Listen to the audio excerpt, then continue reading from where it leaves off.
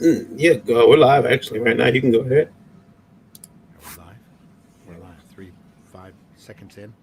6 seconds in. Hello, everybody. Here we go. Let the joyous news be spread, the wicked old witch at last is dead.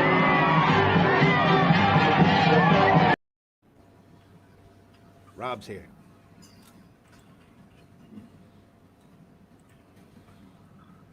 Rob, Hey, Rob. did you hear the news? Oh no! Oh no! Do we need to see it again? No, I think his phone just died. That was the sound of a child no longer having the internet.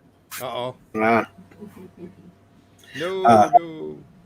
Sorry, my computer reset this morning, so a lot of stuff that I had saved up, all that stuff I usually have pulled up, wasn't there. So yeah. Hello everybody out there. Hello. This is I, Varian Grant, co-owner of Last Call Comics, been so for the last 8 years, and founder of INDIE Media LLC. Got my start making comic books way back in 2008. First book ever published was a black and white interior action comedy called Psycho Sirens. I'm a father, a husband, a geek, creator, publisher, reluctant taxpayer, sensitivity reader, and artist. Shamefully, not that order. And you're watching Indie Vote live. Tonight I'm joined by, as always, Lola. And Mr. Slow to the wave. Lola's slow to the wave today. Slow to the wave. She just looking. What am I doing? Well, what? Me? Oh, I guess I'll wait.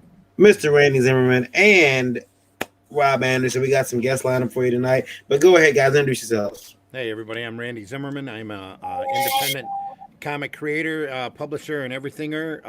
Been in this business for years and years. I'm an award-winning commercial and graphic artist, and the owner of the Zim Geek channel, also here on YouTube. So, and I want to welcome everybody to Indie Volt. Rob. I am known as the underground indie advocating devil. I do that because I advocate for both indie comics and I advocate for underground comics. And tonight we're going to be talking about some bad operators, it seems like, in indie comics, unfortunately. Yeah, we got that. We've got also we've invited some special guests on to talk about the current state of the comic market. Yeah, it's part of our Bully Buster campaign. Bully Buster. Yeah. Bully Buster. Bully. There's a lot of bullies in this industry. A lot of bullies. Did I ever tell you about the time that I worked 132 conventions in 1 year? Bully. It's a lot of bullies in this industry. So we try to make sure that they are called out. Let's roll our intro and we can get into it. Ready? You got it, or you want me to I'll do it. I got it. You do it? Do it. Yeah. Here we go. Hang on. Here we go. Plug your ears.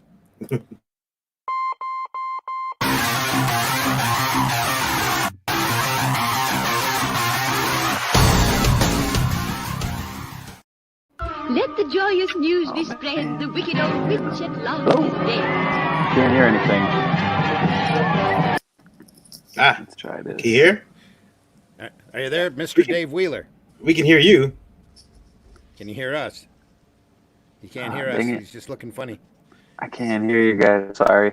All right, you're freezing. You're freezing. Try this. Excuse us while we experience technical difficulties. Hello, everybody out there. Hello, everybody in Indie Volt Radio. We hope you're here to listen to us and that you're not upset that there's no longer Barry Manilow being played. Yeah, they won't catch Barry Manilow on Indie Volt Radio. It's all indie music. They know better. They were playing Barry Manilow? God damn it. Yeah. We'll never play that. But we always had to have you here with us. Like Rob said, we got a lot of stuff to talk about. There's still a comic book industry. There's still a comic book industry. Is there still one? Yeah, there's still Dreaded Dinosaurs in the chat. Hello, Dreaded Dinosaur. There there's still a comic book industry, and we are lucky to have it. We're waiting for Dave to come back in. I'm going to message Dave and see. Now, how many people does it take to make an industry? Because right now it seems like there's only indie and underground comics creating the industry. A lot of people like to think it's a community, but it's not really a community. Well, it's not a community. It's an industry. Well, it's not community when you're letting bad people in and letting them stay in and letting them continue to prosper. That's not community. That's a business. Enabling. Yeah. That's business because money matters more than everyone that they could be hurting. Yeah. Well, perhaps not to them, but anyway. Yeah, it's been a rough week. Let's see if we can get Dave back in here Dave now. Wheeler's trying to connect. Dave Wheeler, come in. Dave, There we go. Dave, are you there? Dave, There he Dave, how you Can you hear doing? us yet? Can you hear us? Give us a thumbs up. Yeah. No. I don't know. My connection frozen. seems Your super weird. I got friggin' fiber here, so I should Can you be hear us? good. I can hear you guys. You need You to sound like replace a Wendy's drive-through, the cup though. on a string. Yeah. That's not us. That's you. Oh, man. 1 second. Yeah, my computer decided to literally start updating when I logged on. So I'm using my phone right now hooked to the wall. That's got to be aggravating. The Russians have his computer. They must. Next time, try a solo cup. Attach that to the string. These smoke signals work on the internet. I'm asking for a friend. No, it never works. Smoke signals never work anymore. Let's see. That I'm was still only getting pretty like every professional. other word. I know gaslighting still works. That's got to be Someone funny. did that today with their email. Yeah. Dave, you got to step out until your computer updates. Just come back in when your computer updates. Yeah, my we'll computer's be here. updating right now. It should be good on there, Okay. but We'll be here. it's literally Don't kick it. It's not intentionally trying to be bad. We'll be here. All right, I'll try and hop back on here in just a minute. That should be ready to go here in about 5 minutes. Okay, All right, we'll man. be here. Yeah, we'll be here. In a little bit. We have. I'll be back. Okay. Later. All right. I do the okay symbol, but it's bound to trigger somebody. Here, I'll just use the crab claw signal. So yeah, I was the only professional to introduce myself. I guess that's out. Well, no, Rob did too. Randy, you did not. What? You didn't introduce yourself. Have you You been weren't drinking? listening. I introduced myself. Eric hasn't introduced himself. Yes, let's get to it. My name is Eric Hodson, Dreaded Dinosaur. I have got a webtoon called The Dreaded Dinosaur Man. And he froze too. And he's freezing. It He all got ties weird. back to your system, you think? He's got. Could it be your system? He's Ralph got. Griffith is in the house. It's the comic apocalypse. He. Yeah, Rogue artistry. How you doing, Rogue? How's it going? Eric just got new internet service today, so he has no excuse to be freezing like this. Yeah, he does. He's just tomorrow. he needs to replace his cup with a solo cup as well. Yeah. His new solo cups comes tomorrow. Oh, okay. That's understandable now. You're still frozen, Eric. We're gonna boot you. No, take no offense. Come back in. His picture looked real clear, though. Give him that. Yeah, it does. There So it goes. Now we're back to the Fantastic Four. I want to talk about something, and I want to talk about before we get into the questions. I've got 2 messages so far today about it. Exactly, what is our Bully Buster campaign? And it is, I am sick and tired. Who started a Bully Buster campaign? We did. And we started it because I am sick and tired of all the goddamn bullies in this industry. How did you start that? I have a website. I started called IndieVote.com. Did So Rob I let just Rob let you have that? He did. Now, Okay. I'm muting everybody while I talk. Hold on. There we go. So, IndieVote, I'm tired of all the bullies in this industry. I'm sick and tired of them. There are people who are, have willpower in our industry, and they need to go away. They need to go away. And not because I don't think they deserve to, I mean, like, they don't deserve to be here. But there are people who intimidate. Oh, there we go. Intimidate. They intimidate. They try to use their power and influence to block people from Comic-Cons, to block people from. I'm hearing blocking people from using printers. They go around. They try to get as many friends as they possibly can. Those people need to be called out. And I'm hearing about artists now and writers and other people being latched on by these people. Now, usually Rob Anderson is all on it, and he has been all on it. He's been all on these cases, and he's brought a lot of them to my attention. And so now, when I see him, I send him to Rob, and he's like, "Oh, you didn't know about this? This is old, and this is 3 months old. You should have." Don't overload Rob. He's doing a public service, but he can't be the only one. Right. So I'm like, you know what? We're gonna do bully busters. We're gonna start talking about these people who are doing bullying tactics. And I seen a video today that emotionally got to me. And I told the individual before, when he announced that he was having issues with his publisher, which was Marcel, that he was going to I asked him, would you mind if I ran an article on Indie Vote? He never got back to me about that. Marcel was having trouble with his publisher or his printer? No, a guy was having trouble with Marcel. Oh, okay. Marcel was his publisher. I'm sorry. All right. And he was upset because his book wasn't getting done. There was some issue there. And he asked me what the article we wrote. I showed him the article. I showed him a similar article. He didn't respond after that. It's one of those articles that kind of dies on the vine. You can't really do nothing, because I try to be respectful. If you don't want to be on the site, I don't put you up there. So what we have is, can you hear us now, Dave?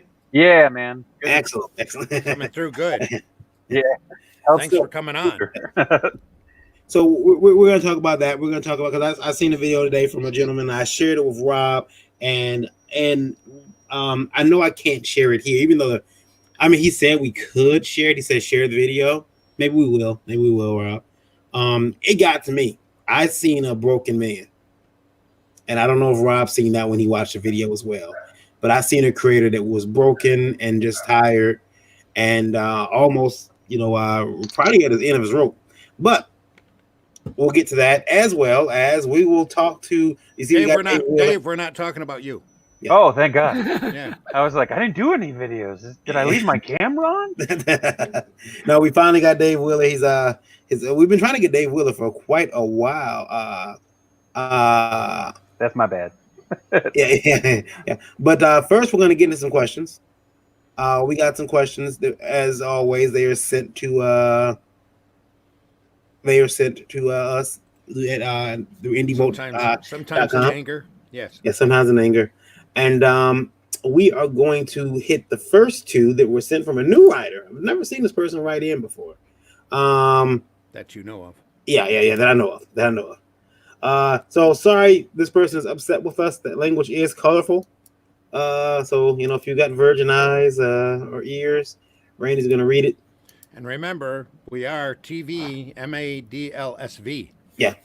Where the D stands for dumbfounded. Yeah, and Rob is shirtless now. Why somebody would be upset at us? Yeah. Do we need to focus on that? We have enough cheesecake here. We don't get beefcake very often. All the ladies might enjoy it. Yeah. No, so you go ahead and read that. B-bird. B-bird. Is that B stand for booby? Bird? I'm sorry. You guys seem gleeful that Diamond was shutting its doors. Bastards! People are losing their jobs, homes, etc. F you idiots. I'll just say the word. Fuck you idiots. Yeah. Wait a minute. Bastards.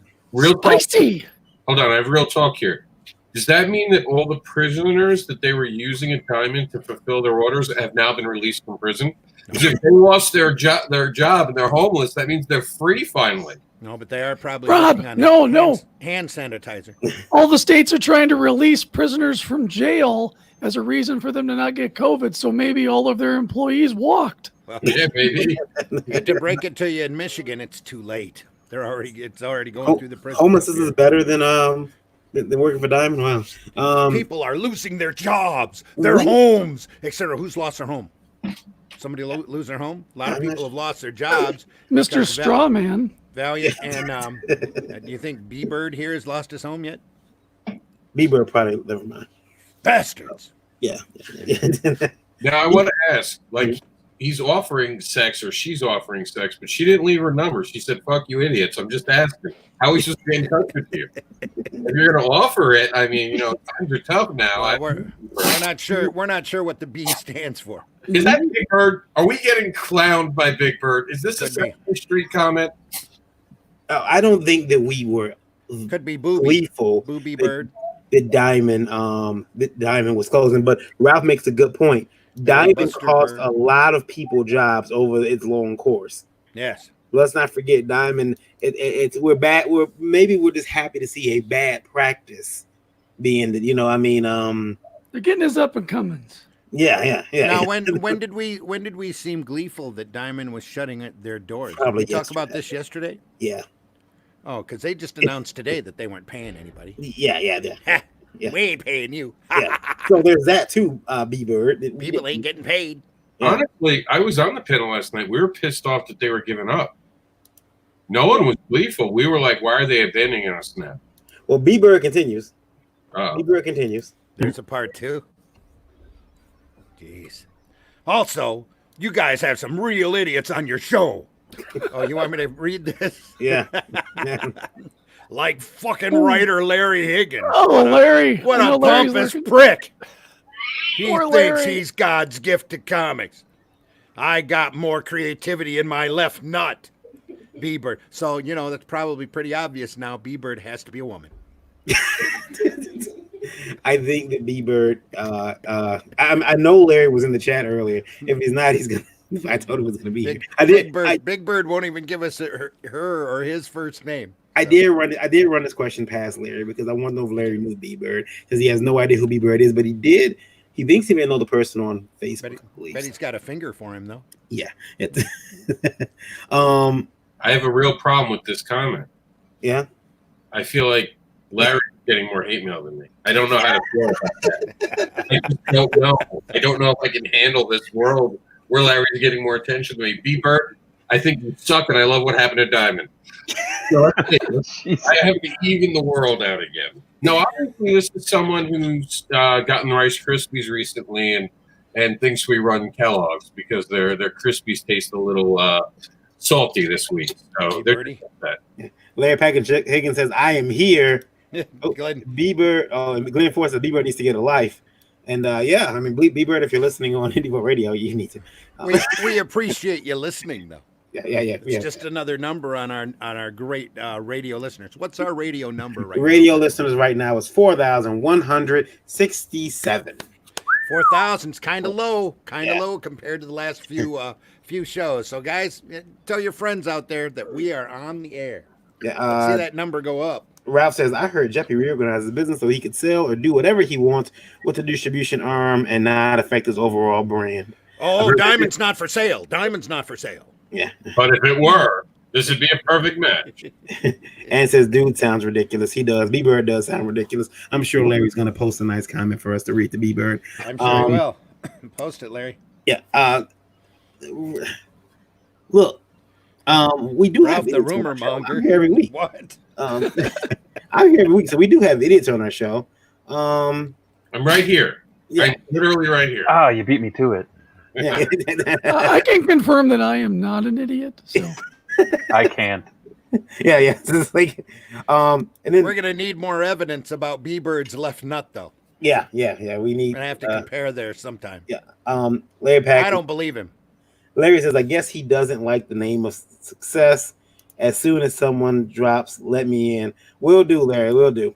I do think that Larry, you can come in backstage, and I can always pop out and pop in. You know, you can do that. I thought I sent you a link. Did I not? If I didn't, I'll send another one.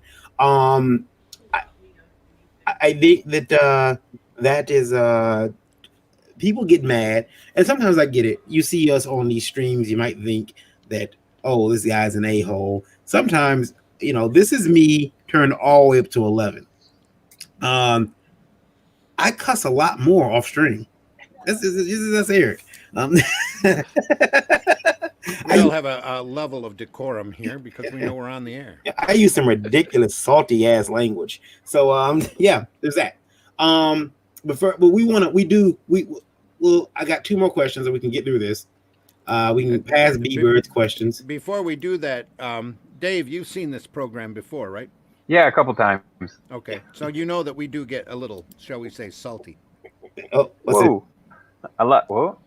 I am in fact at A and B hole. There we go. We can get a little mouthy on here. It's never too bad. I mean, Never last mind. night's was pretty bad. I don't know. You guys kind of went off the trail. All right, this is a funny one. When we went off the trim, is that what you said? The No, that trail. was you variant. Oh, the Yeah. trail. That was you. Yeah. I will continue to JP. be above reproach. So JP's written to us before. Yeah. JP's deciding to go back to his old line of work. I'm going back to pimping hoes and selling rocks. I tried comics. I honestly did. Thanks, Corona. Don't blame the beer. Don't blame the beer. Yeah, beer had nothing to do with this. Beer had nothing to do with this. See, Hopefully see, they'll that be was the changing their problem. name soon. Say He what? he should be selling the comics with the hose and the rocks. Just There you go. combine all 3 businesses. I'm saying, there's the money. Don't give That- Diamond ideas. Yeah, there you go. I'm sure that already crossed their mind at one point or another. Probably. All right. And our final question, which everyone Just can weigh leave in on. they leave that to the smaller alternative publishers in the green. Anyway, never mind. L. Nolan, thanks for writing in again. We love your we love your notes, L. So please keep them up. So when this new digital initiative fails, anybody got a watch? No. Do you think that maybe then the proponents of this foolish endeavor will finally, STFU, shut the fuck up and stop trying to make it happen? I'm not sure about the new digital initiative. Is that the Yeah. same as the old digital initiative? I know like Marvel and DC are starting to like push their stuff out digitally, and when I work with a local comic shop here in the Twin Cities, Mhm. so I know that they're trying to like push out a couple of the titles, but then like I think it was yesterday, DC was like, oh, we're not going to do that, and then Marvel did the same thing. Yeah. So it's bizarre. It's like, oh, we're gonna go with this. Just kidding, we're not. 1 week into it, and they're already backing off from it. Because I think they got so much of a backlash from it. It's almost like the daily press briefings about the virus. Yeah. Can I make a comment on this one? Yeah, go ahead. Sure. L. Nolan is a good guy. I've seen him on the show. I've been on enough to know that L. Nolan is a good guy. I don't think L. Nolan realizes the fact that the industry right now is just trying to live with what we've been given. It's not that we're trying an initiative. I know everyone on this panel, from talking to all of you, you'd rather a comic book in a hand. I'd rather sell a paper comic book, but we can't get to a con right now. What are we supposed to do? Seriously. I mean, we can't even, half of us can't even go to the post office anymore because we're in stay-at-home orders, right? Yeah. Like there's nothing. I have a Kickstarter that just funded today, and I can't mail my stuff out now because my local community wants us to stay at home, and we got the warning. So now I can't go to the post office because that would be. I don't even. How am I supposed to pay my rent tomorrow? Is that okay? But we can still send out digital because it's just an email. I don't think you should be mad at people for trying to survive. If this continues past this, then yeah, El Nolan, we can talk about it. But right now, I think this is just survival. You adapt or die. Mm-hmm. Well, I think they're spreading a lot of talk too, because they all see that the money's drying up, so they're going to grasp at anything that they can as they're going down to see if it works. Well, obviously, trying a digital initiative in the minds of Marvel and DC just ain't going to work, because the retailers are probably telling them, you want us to give your product any more respect, you're going to stop this digital nonsense and try to get us some paper copies here to sell at the comic shops. So that's I'm sure that's what their new objective is. And I have a deep feeling that it's probably not going to include Jeppy in that mix. Probably not. Especially if he doesn't pay them, which is probably going to officially break their exclusive contracts. Oh yeah, that's a big deal. If they're not already ignoring it as it is. Yeah. Ralph says Volt is an opinion / news site show. So of course, you're going to get some views you may not agree with from time to time. Yeah, we don't promise not to trigger people. We're not walking on eggshells here. We're just talking about the business. You well, know, you let pompous asses like me on the show, you know, who are complete big idiots. And what do you expect? What do you think? What do you think is going to happen? in all fairness, I've told everyone that I've not only peed in your safe space, but I've taken a shit on it. And now apparently that counts a New Warriors guy. I didn't know he was there. It just happened. I'm not R. Kelly. Okay. New You guys Warriors. can hear me just fine? Yeah, you're 5 by 5. Yes, sir. Good, good. I was asked to come in and address Mr. Bird's comments. This is Mr. Larry Higgins in the house, folks. What's going on, Eric? Not much. How you doing? I'm good, brother. Good. Rob, Mr. Wheeler, Yo. Lola, Randy. Yeah, so, you know, I don't even know who this guy is, but apparently I rent space in his head, which is good. So We're I not- wonder who's doing something right. He Yeah. knows who I am, but I don't know who in the hell he is. Yeah, so- the only way we know who he is, that it's a he, is that he's referred to his left nut. Oh, no. Well, you see, we live in the age of the internet. It wasn't very hard for me to find out who he is. Yeah. I put B Bird in a Facebook search, found the guy who's in the comics, has 500 some odd mutual friends as I do, and we're not buddies. Pretty sure I figured out who it was. Ah, Oh. Yeah, it took all about 2 seconds. Now, I don't really want to say his full name in case I am wrong, but I don't really think that I am, you know. But I would like to show. That's very you know, true, Glenn. Triggered people need to get over it. Yeah, I would like to show, you know, He also Mr. says hello Bird, to who probably Larry does D-rated art on, you know, other people's properties versus what I do. What I do, sir, is I make comic books. You see these wonderful, glorious things right here? These are all comic books ready to go out on the mail. Man, this is what I do. So if you want to shit on me for making comics, you go right ahead. But at least I'm doing something. I wonder what the hell he's doing. Good question. And on top of that, I'm going to show you guys something. This brand new glorious print that we just got in, featuring a brand new character of the series. Check this out by Mr. Josh Spencer. These are the types of things that we like to do here, guys. very nice. Is this somebody who we're going to see in Birthright? Absolutely. That was pretty cool. I'm sorry, I pulled a little out and put myself back in there. You know, I'm glad that you came in to defend yourself. However, you know, again, people can have different opinions. I just always say that make sure, because we got a guy who still needs to get in here because he's a proponent of the Comics Code Authority. He wants to bring it back, the old Comics Code Authority. And every time I'm Didn't like, we have hey, that discussion like 2 weeks ago? yeah, I'm like, nice tonight, you're gonna come on, right? And he's like, no, next week, because I got the kids this week. Okay, that's fine. Come Well, I on. pulled up anyone's space. I just want to come in and address that dude. I don't even know who the hell he is, so I don't know what his problem is with me. But you know, some people they're just looking for a fight. You know what I mean? Yeah. Well, that and you're Canadian, so you know. Like, Okay. yeah, we you know we gotta pick on you. I always say it's like somebody took what Anthony C. Hall and Todd McFarlane and smushed them together and made Larry, and dropped a little bit of Bret Hart in there too. Yeah. Hey, I love me some Bret Hart. No, but no, I'm busy like bagging and boarding comics, signing comics, getting packages ready for the mail. Like Rob was just talking about, he doesn't even know if he can go to the post office. Well, I got 170 packages I got to mail out within the next month. So it doesn't matter how much lockdown we're in Canada; those puppies are hitting the mail. You know what I mean? One way or the other. You know. Yeah. It's I like tried the to mail US, it the up. mail's still going through. I tried to mail Well, it I up mean, and, that's out of my right hands at that point. But I'm going to do my part and get them out there. And then, you know, what happens in transit happens. But hopefully, you know, all packages will make it to everybody, right?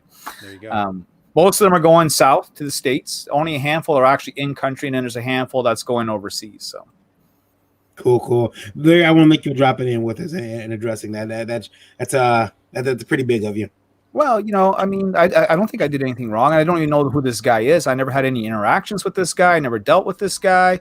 So if he's just going off of what he sees on the show or somewhere else, it's much like you. You know, we come on a program like this, we kind of turn the notch up to 10 or 11, like Stone Cold in a wrestling ring, you know? Don't take everything so seriously. Get the stick out of your ass once in a while. Just lighten the fuck up. Now you just got to smash 2 beers together and chug them. That's right, man. What? He's got to Drink like a sixth of them.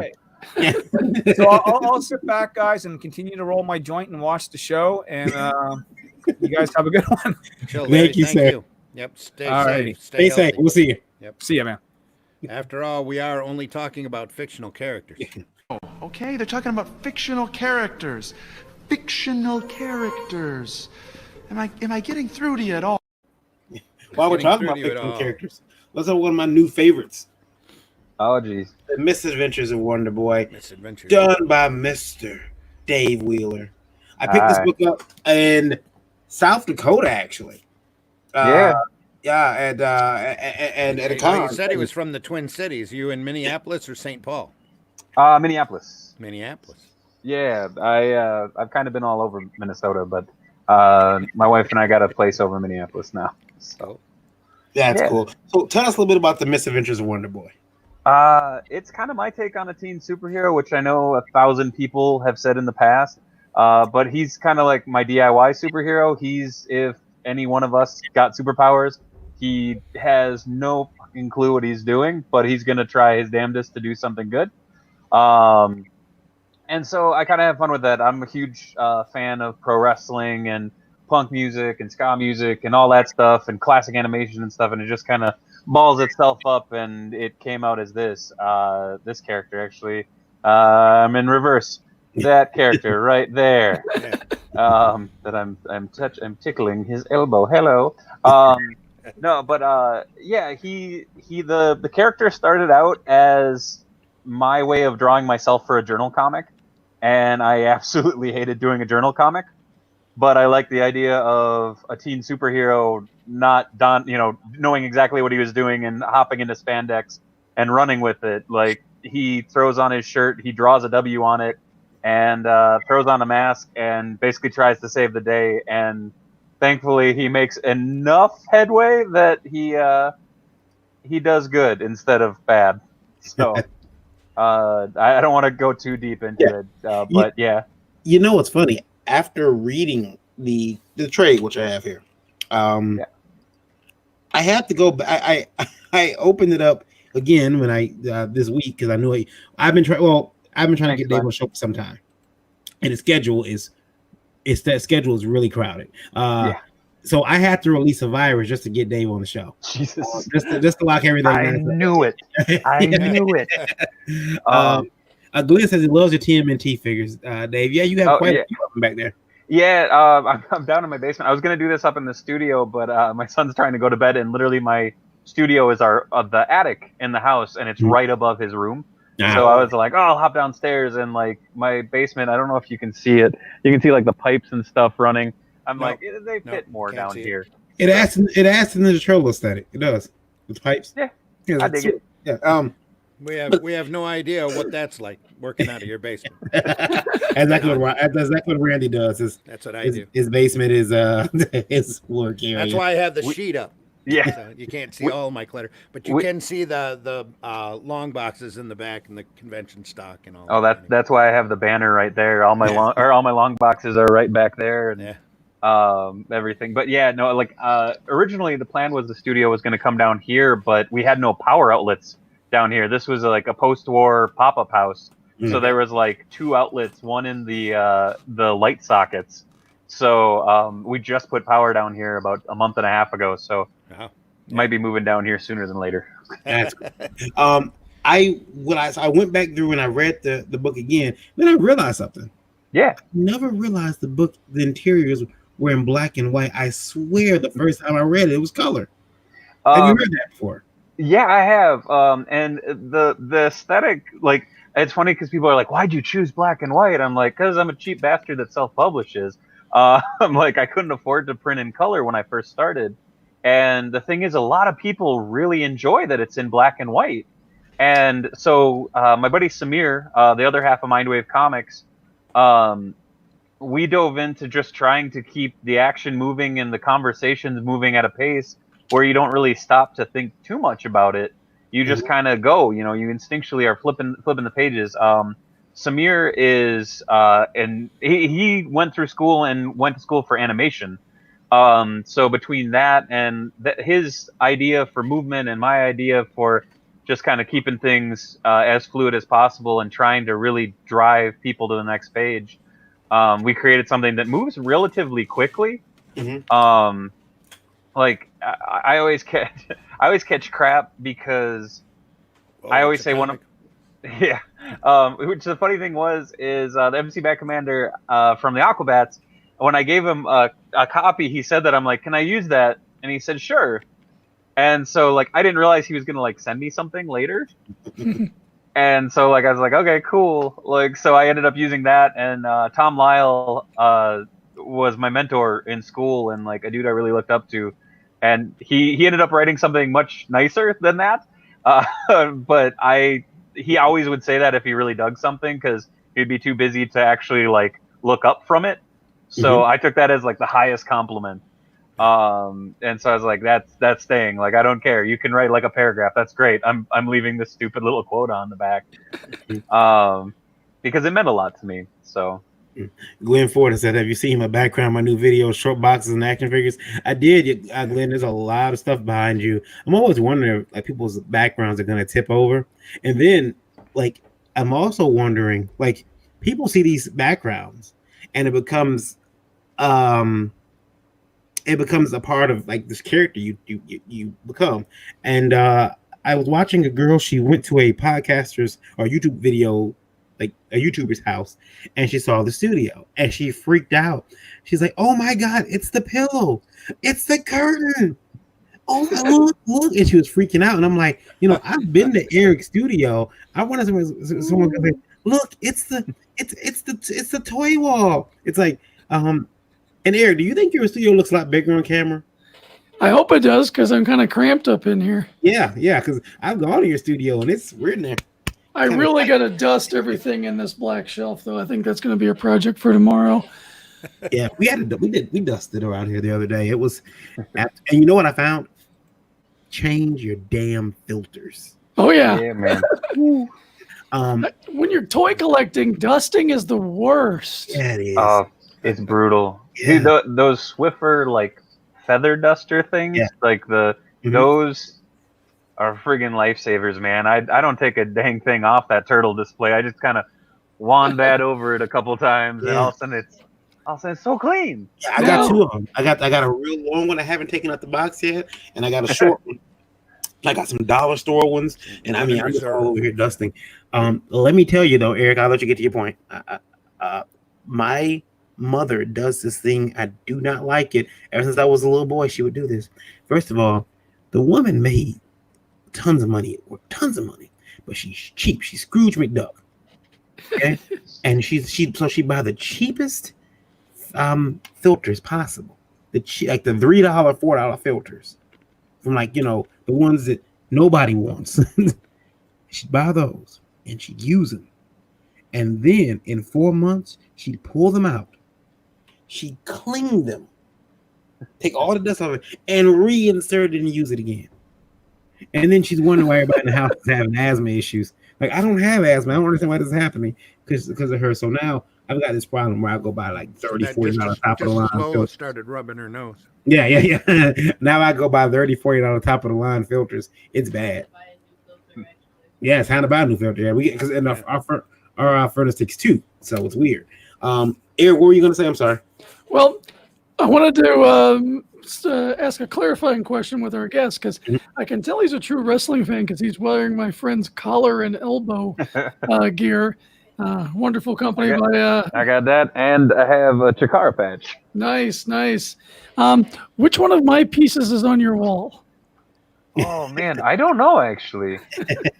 Probably at least one or two. Because I promised Barrett I'd come back on whenever I can and whatnot. But next time it'll be up in the studio, and I'll show you. There's a bunch of random shit on the walls. It's fantastic. It's a roof.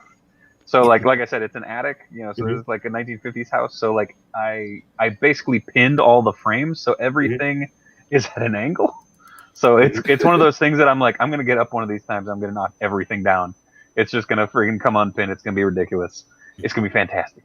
But if you like doing this, maybe we could do a few episodes where we focus on independent wrestling, because I know Varian is a fan. Yeah. Oh heck yeah. And what do you guys think of the new TNT TV title? Have they shown the actual belt yet? I saw the announcement for it. I haven't seen the belt. I'm kind of glad they're calling it the TNT title instead of like a television championship.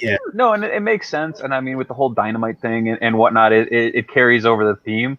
But man alive, like I actually was at AEW in Chicago when Moxley won the title, because it was like right after C2E. Nice. That was my first AEW event, and dude, it was so crazy because like up here in the cities, I work with like all the indie wrestling companies. I design gear, I design merch. Very cool. I've worked with two people on the roster are good friends. One I worked with for the past almost decade under a mask, and I can't really say who that is, but I'm guessing you might know who it is. But the other would be Bryce Remsburg, the ref extraordinaire, the man behind Invisible Stan versus the Invisible Man, most fantastic ref out there. You know Dave Hero because he lives out by you.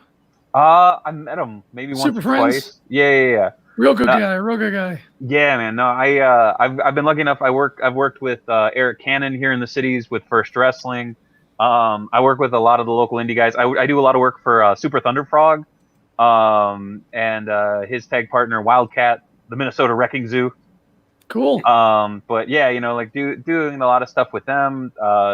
It's fun. Like there's a wrestling school here called the Academy, that Ken Anderson runs, and like I work with a lot of the Academy kids. Like as they're coming up, when they need like fresh gear coming out, I usually will help them with that and help them develop, a look that'll be something that won't just be like, oh man, I want pinstripes and pinwheels and ribbons and shit everywhere. And I'm just like, why don't you try something a little basic before so you can wear it for a while until you figure out exactly who the fuck you're gonna be. Yeah, and you gotta wear that stuff in the ring and move around in it. So yeah, and it's been so much fun because there's been so many amazing talents that have come through there, and they're all just young spitfires coming out, and it's been so cool to see some of them kind of build up in just the past couple of years already.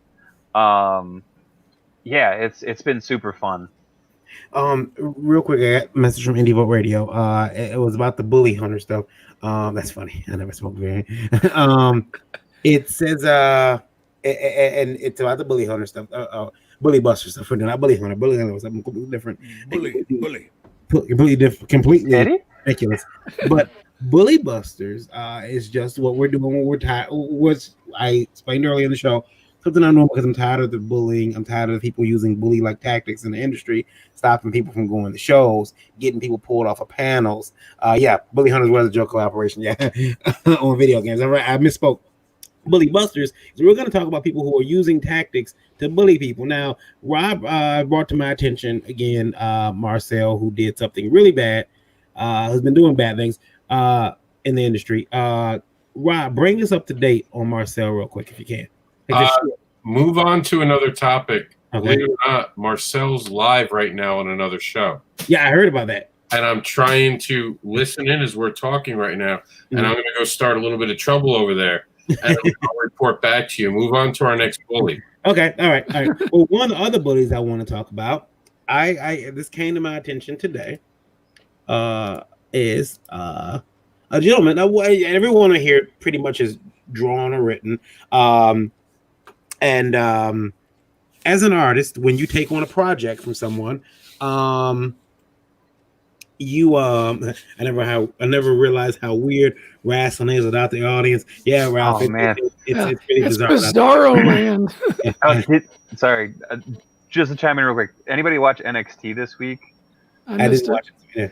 Oh man, there was. I don't know. Was it NXT? No, because it was Tommy Aaron. God, what's his fucking name? Aleister Black, when he like sat up and the guy he was fighting was like, "Oh, what's he doing? What's he doing?" I'm like, he literally does this every match, man. Like, watch the product. Yeah, it's kind of weird to watch him play to the audience now, and they don't have an audience there. It's like, who are you asking for support when you get up and? I watched a live concert from Japan. One of my favorite bands, Survive Said the Prophet. If you like J-pop, check them out. But yeah, they were doing the same thing, playing up to a non-existent crowd, and it was just, I give them credit. They have one hell of an imagination. It's like us at Comic Con. That's what it is. Playing up to a non-existent crowd. I take it you never know. I'm not gonna. My favorite was that Dropkick concert, where people are just like, I don't understand how they had so much energy. There was no crowd. I'm like, that's just what they do. they're just going cranking it to 11 and just running until the tank's dry. Yeah. So, more people I think need to run that way instead of trying to play it up otherwise. Make it loud. Yeah, yeah. I mean, as loud as you can make it, and try to have fun. I mean, we gone to crappy shows where there hasn't been an audience, and we still make the best of it. I mean, if not just from talking to people, just um trying to make the best of a bad situation while you're at a show. It's and I kind of feel like that's gonna be what Comic Cons are gonna look like for us for a while with people not because I don't think people are gonna want to come back right away. I honestly No. don't think we're gonna have nice packed shows again until maybe Well, are any of you guys? So Emerald City was Mhm. like the first big one that got shit canned, and then they're bringing it back this summer, as long as everything clears up by then.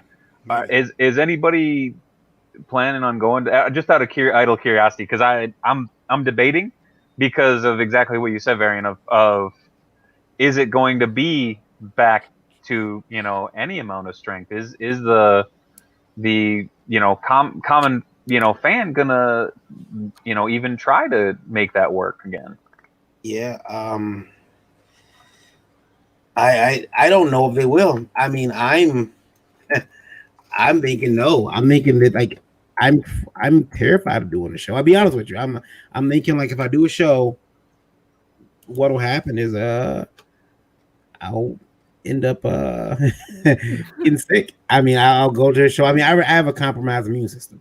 Mhm. So if I go to a show, I feel like I'm gonna run into those issues. I'm gonna run into some issues where someone is sick. I normally get some type of flu or cold anyway, and it's gonna be it'll be bad.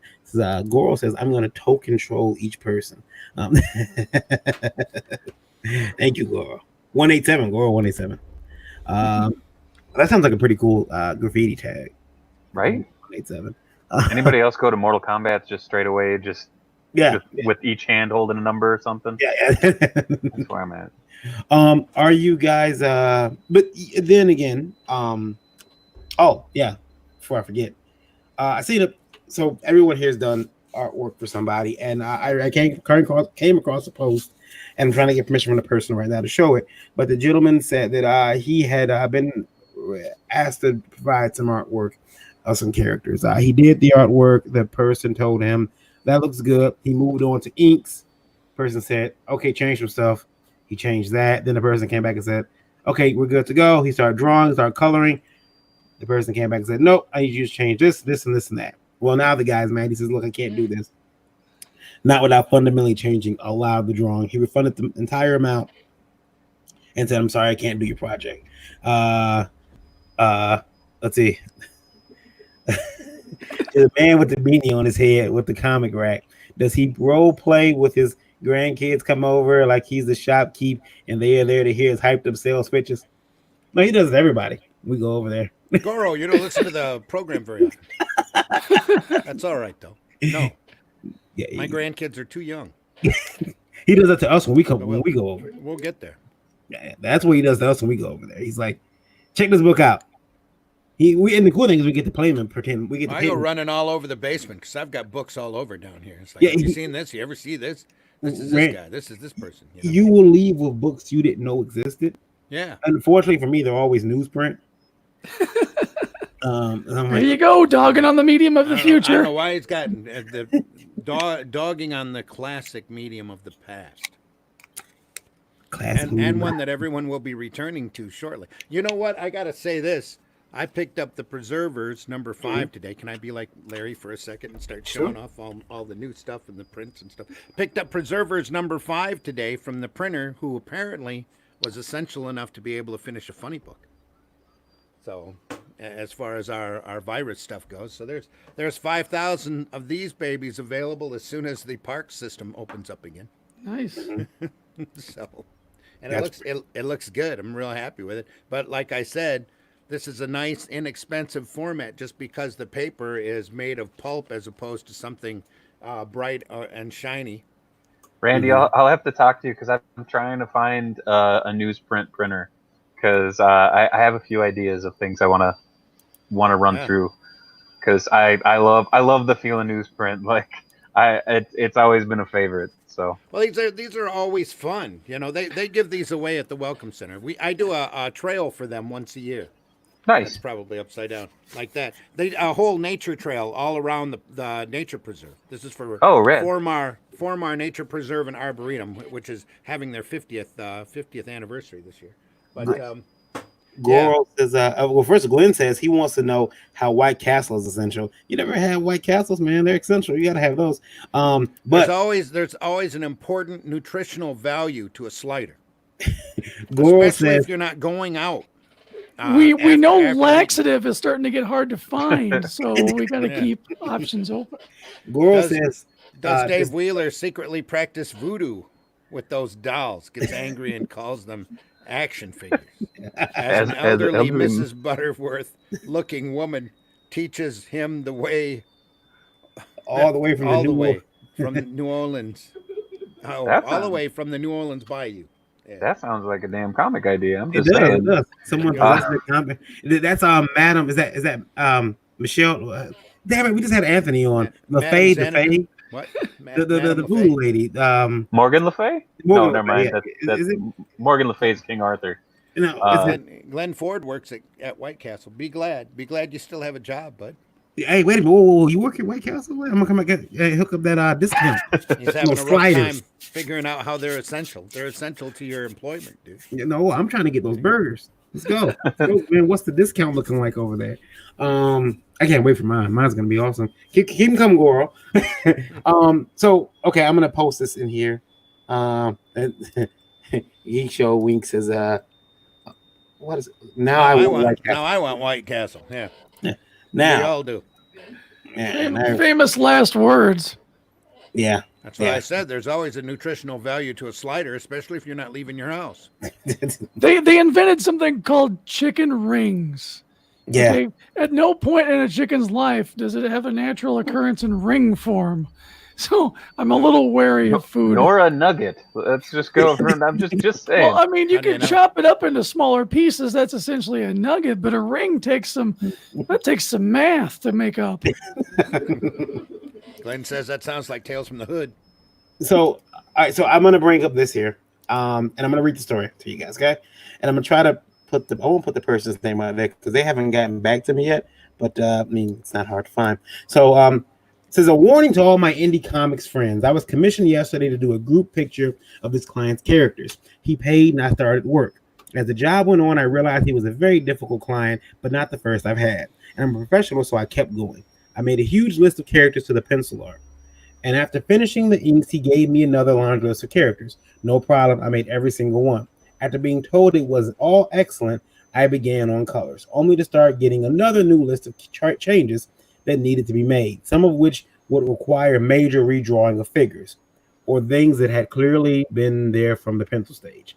He started to get ugly, and it was clear that he would never be satisfied. So I apologized that I couldn't give him what he wanted and gave him an immediate full refund.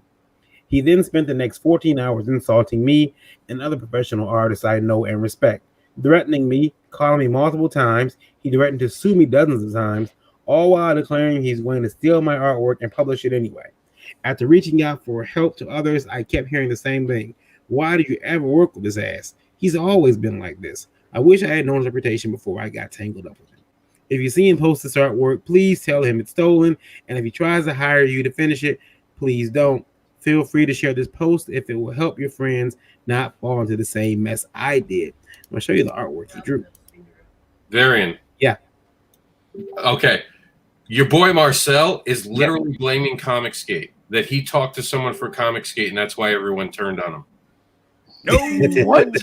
Yeah, Comicsgate, no. Comicsgate's fault, and everyone got mad at him for that. It's always Comicsgate's fault. There's more coming. I'm taking notes, but I thought you'd like that one. Does dude with the free spanks and hugs sign have the breath of a man who made a deal with the devil and then tried to renege on that said deal? So he offers no kisses. For one whiff of his demonic breath leaves the other party feeling queasy and with a smug look of disdain. Who's disdain? Anyway, moral of the story: the devil is in the details, kids. GI Joe music plays, and knowing is half the battle. The only thing I can say is he could ask his mom. You can ask your mom. How Goro. mean. although Ask your mom and then confer with your sister. he doesn't kiss because Okay. there was too many mono cases breaking out in Florida where he's at. So isn't that right, Rob? Oh no, his mom's dead. My So- mom's dead. So you do you, boo hoo, boo boo. Boo boo. And you have to say that you have to be black to say it. It's like you do you, boo boo. You do you. You know you, boo boo. So anyway, And back to Glenn what I Ford was says, saying "Yo, Joe." So, about okay. somebody getting screwed over. So I'm gonna post the artwork here. Did I upload it? I think I did upload it. 1 second. I did upload. I did not upload it. Okay, so here it is. Here's the artwork that he did, and it looks So he's pretty in good. I don't know. necrophilia. Interesting. All That's a right. stretch, Goro. You must be listening to us on Twitch. Yeah, we can do it on Twitch. There it is. To the woman going by geekgasm. Does she orgasm when people? How could we get all these people from Twitch like this? No token I'll- pop culture references to Farscape and the Jetsons. Yeah, she does. She's a Jetsons fan. No, her thing is Nightmare Before Christmas. That's her thing. She knows that opening of the Jetsons because she Janes very often. Takes the whole wallet. That's the artwork the guy did. Okay, that's their artwork. Solid piece. And for someone to take issue with that, and I actually like it. It's got like a bit of a. Would you say it's a little bit of a Kirby influence in there, Randy? Yeah, I mean, you No, got I the think Kirby. there's a lot of '90s in there. Yeah, I see a little bit of. It reminds me almost of like Malibu. In fact, a little bit of Eric in there too. Yeah. Well, What do you think, Eric? the artwork's crisp. The artwork's crisp. I do love clean lines. Yeah. I must admit, I like clean lines. So this guy had to redo. So this is the image that he gave the guy, and the guy made him say he said, you know what, screw it, I'm not doing your artwork because the guy said this wasn't good enough. He wanted stuff changed. Yeah. So we funded this guy, and not making fun is that art based on African American culture. They all look black to me. They all are. African American. So, and why in the 90s did 95% of black characters have lightning powers? In the 90s, 95% of the black characters had lightning powers. Because most of us didn't have lights at home, so There has to be a deeper meaning. only I can say that and get away with it. Nobody. Poor Dave didn't want to laugh. He was like, "I can't laugh. Who knows?" Very, you do know that the other like main character in Mindwave Comics, the red and black guy right there. Yeah. That's the Bolt. His name is Marcus, and he is an African American teenager who has lightning powers. Does he have electricity at home? I don't know. He Yeah. probably shouldn't. He shouldn't. Yeah, Let's make it really weird. He shouldn't have lights at home. Jesus. That is an interesting question. I'd say that's right up there with in superheroes, especially back in the 90s and 2000s. Every black character was bald. So here's the culprit. Yeah, because they didn't want. Have you ever seen them draw braids? Didn't want Or to draw hair. afro? Yeah. So here's the culprit, Max Man Johnson, and apparently this guy has a big reputation online for. He's right. Storm does have a superpower too, doesn't she? Yeah, Storm. Wow, I think Black Panther and Falcon might be the only two people that really don't have lightning powers. Heck, He has the same M as Multi-Man in The Impossibles. well, don't tell him that because he's pissed. He said he's going after Derek Jefferson.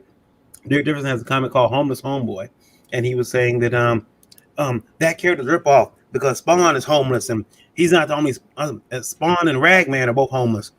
And you can't have a homeless character, and you need to pay respect to those creators and homage in your creations. And they should be the guy's off the rocker. But the electricity thing, I gotta pick on Demetrius for a second. When it comes to that kind of explanation, yeah, there's Tesla. Tesla, black girl, Tesla. electric powers. Yep. I used to have to quote Almond Joy. Sometimes you feel like a nut, sometimes you don't. Mounds got nuts. Yeah. No, Mounds don't. Yeah, Mounds don't. Almond Joy's got nuts. Mountain's got the dark chocolate though. That's what they like. And the delicious coconut. So, everybody who's doing work with Maxman, Dave, you ever did work with Maxman? No. Okay. Now you don't stay away because apparently there's a laundry list of people who've been screwed over by this guy. Mm-hmm. And I mean, There's always got to be someone who just shits on people. Like, sorry. it's okay. No, There are scums all over this business.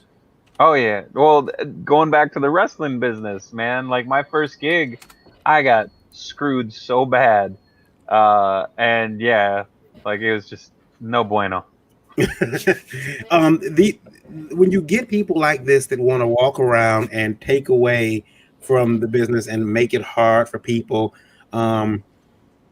it's you gotta start talking about them. And I feel bad because I've sat back and kind of let Rob do all of that.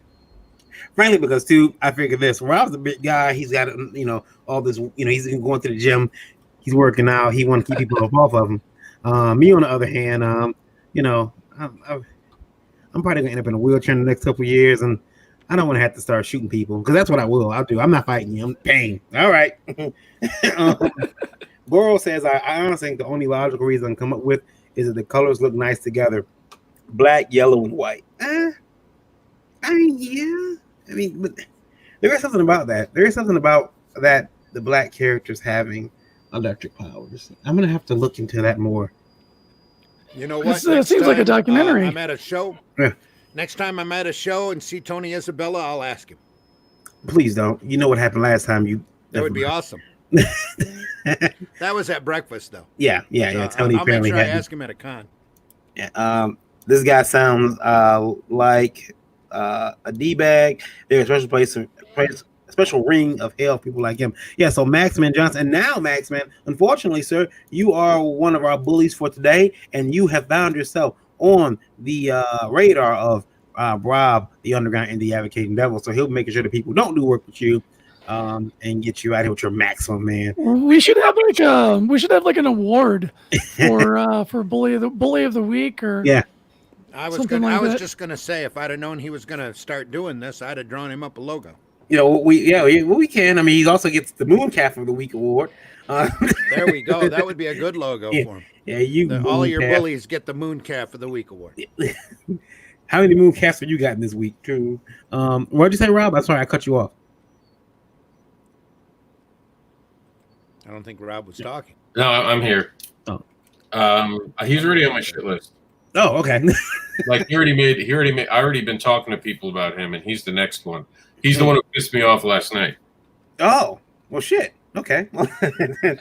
Here again, I am late to the party. I'm making a breaking news, and Rob's like, "Oh, you pissed me off last night." So we're all late to the party. Yeah. But so everybody kind of consider a public service announcement, unless Maxman wants to get his act together and stop. I mean, because the list goes on and on.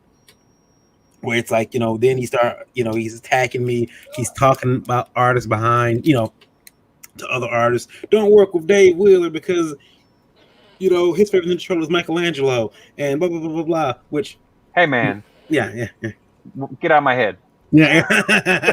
Yeah. I mean, look, Dave, I understand.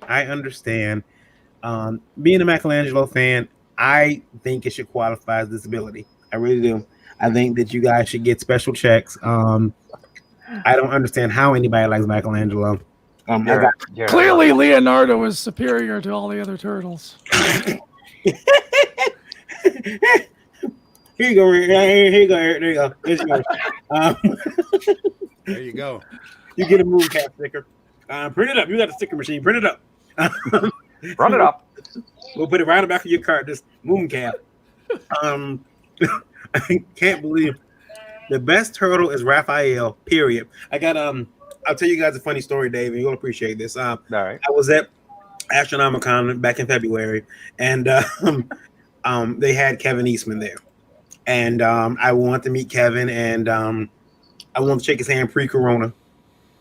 So I took I got a Ninja Turtle sign from Second and Charles, just a little plaque with the original art on there with the red bandana. So I take it in there, and it's a long line, and we're in 2-hour wait. We're in line, and we're just moving very slowly. So we finally get up there, and Lola tells me as we're getting closer and closer, she looks over at me. She says, "My smiles are getting bigger and bigger and bigger and bigger." and she's about to yeah, she's just start, fangirling. And I did get up there, and I'm like, "Hi," and he signs my word. The whole conversation must have took like 4 minutes, if that. But I'm like, I was just enamored. It's Kevin Eastman, so now I got to get Peter Laird on there somehow. But yeah, Ninja Turtles forever. Sounds like a goal. Well, Randy was at a con, and it says it's an old con. Old. The program is on newspaper, for Christ's sake. It's like on parchment paper. You're so funny. But it says Kevin Eastman and Peter Laird, and right underneath their names in the Teenage Mutant Ninja Turtles, and right underneath them, Randy Zimmerman, was it Arrow Comics, Spank the Monkey? It's probably Arrow Comics Tales from the Universe. Yeah, and I'm like, wait a minute, what? Like, they're advertising you? Right with Kevin Eastman and Peter Laird? I've been around a while. Yeah, they're not. Yeah, we knew that. I told you that old story. We were at a convention. It might have even been that one right after TMNT came out. And Eastman and Laird and Ralph, who's in the chat here, and I and a few other people were up enjoying a little smoke up in the hotel room. And Eastman and Laird both said, "Man, when we get rich, we're bringing you all with us." Still waiting for that call. Yeah, Still waiting. Anyway, Glenn Ford's like, "Holy crap! I saw you at Fantasticon. Not holding my breath. Anyway. You were in that raccoon hat, right? Yeah. Wear my raccoon hat. It's the only time people normally recognize me when I have the raccoon hat off, which is cool. I take it off and I mix right in with everybody else. He picked it up at his only excursion up into the Great White North, Mm-hmm. the land beyond the Bay City. Yeah, in Michigan. No, because I won't go beyond Bay City. That's like I went to Wisconsin with Eric. We drove through Wisconsin, right through Dave Willer's the Dave Willer country, and I'm telling you, I was a little nervous. Eric, tell you, I'm looking around like Eric. I've never seen so many cows in my life. and then I'll tell you something really funny. We went to Florida, and on the way back, the gas stations, they have all these plantations that are gas stations now. Oh, so we're walking in, and it's a plantation. You drive to the big house, and me, Lola, and Eric walk in, and Eric says, "I got one." I got one. Caught this one running down the highway, and it was a very Echo 11-minute timer. It was a very weird, very uncomfortable moment. Yeah, I mean, it was funny. You weren't sure if that counter person was actually serious or not. It's like, we got a space back here. Yeah, we got one back here. You go ahead and put him in the chains there. He looked like this one like he likes to eat.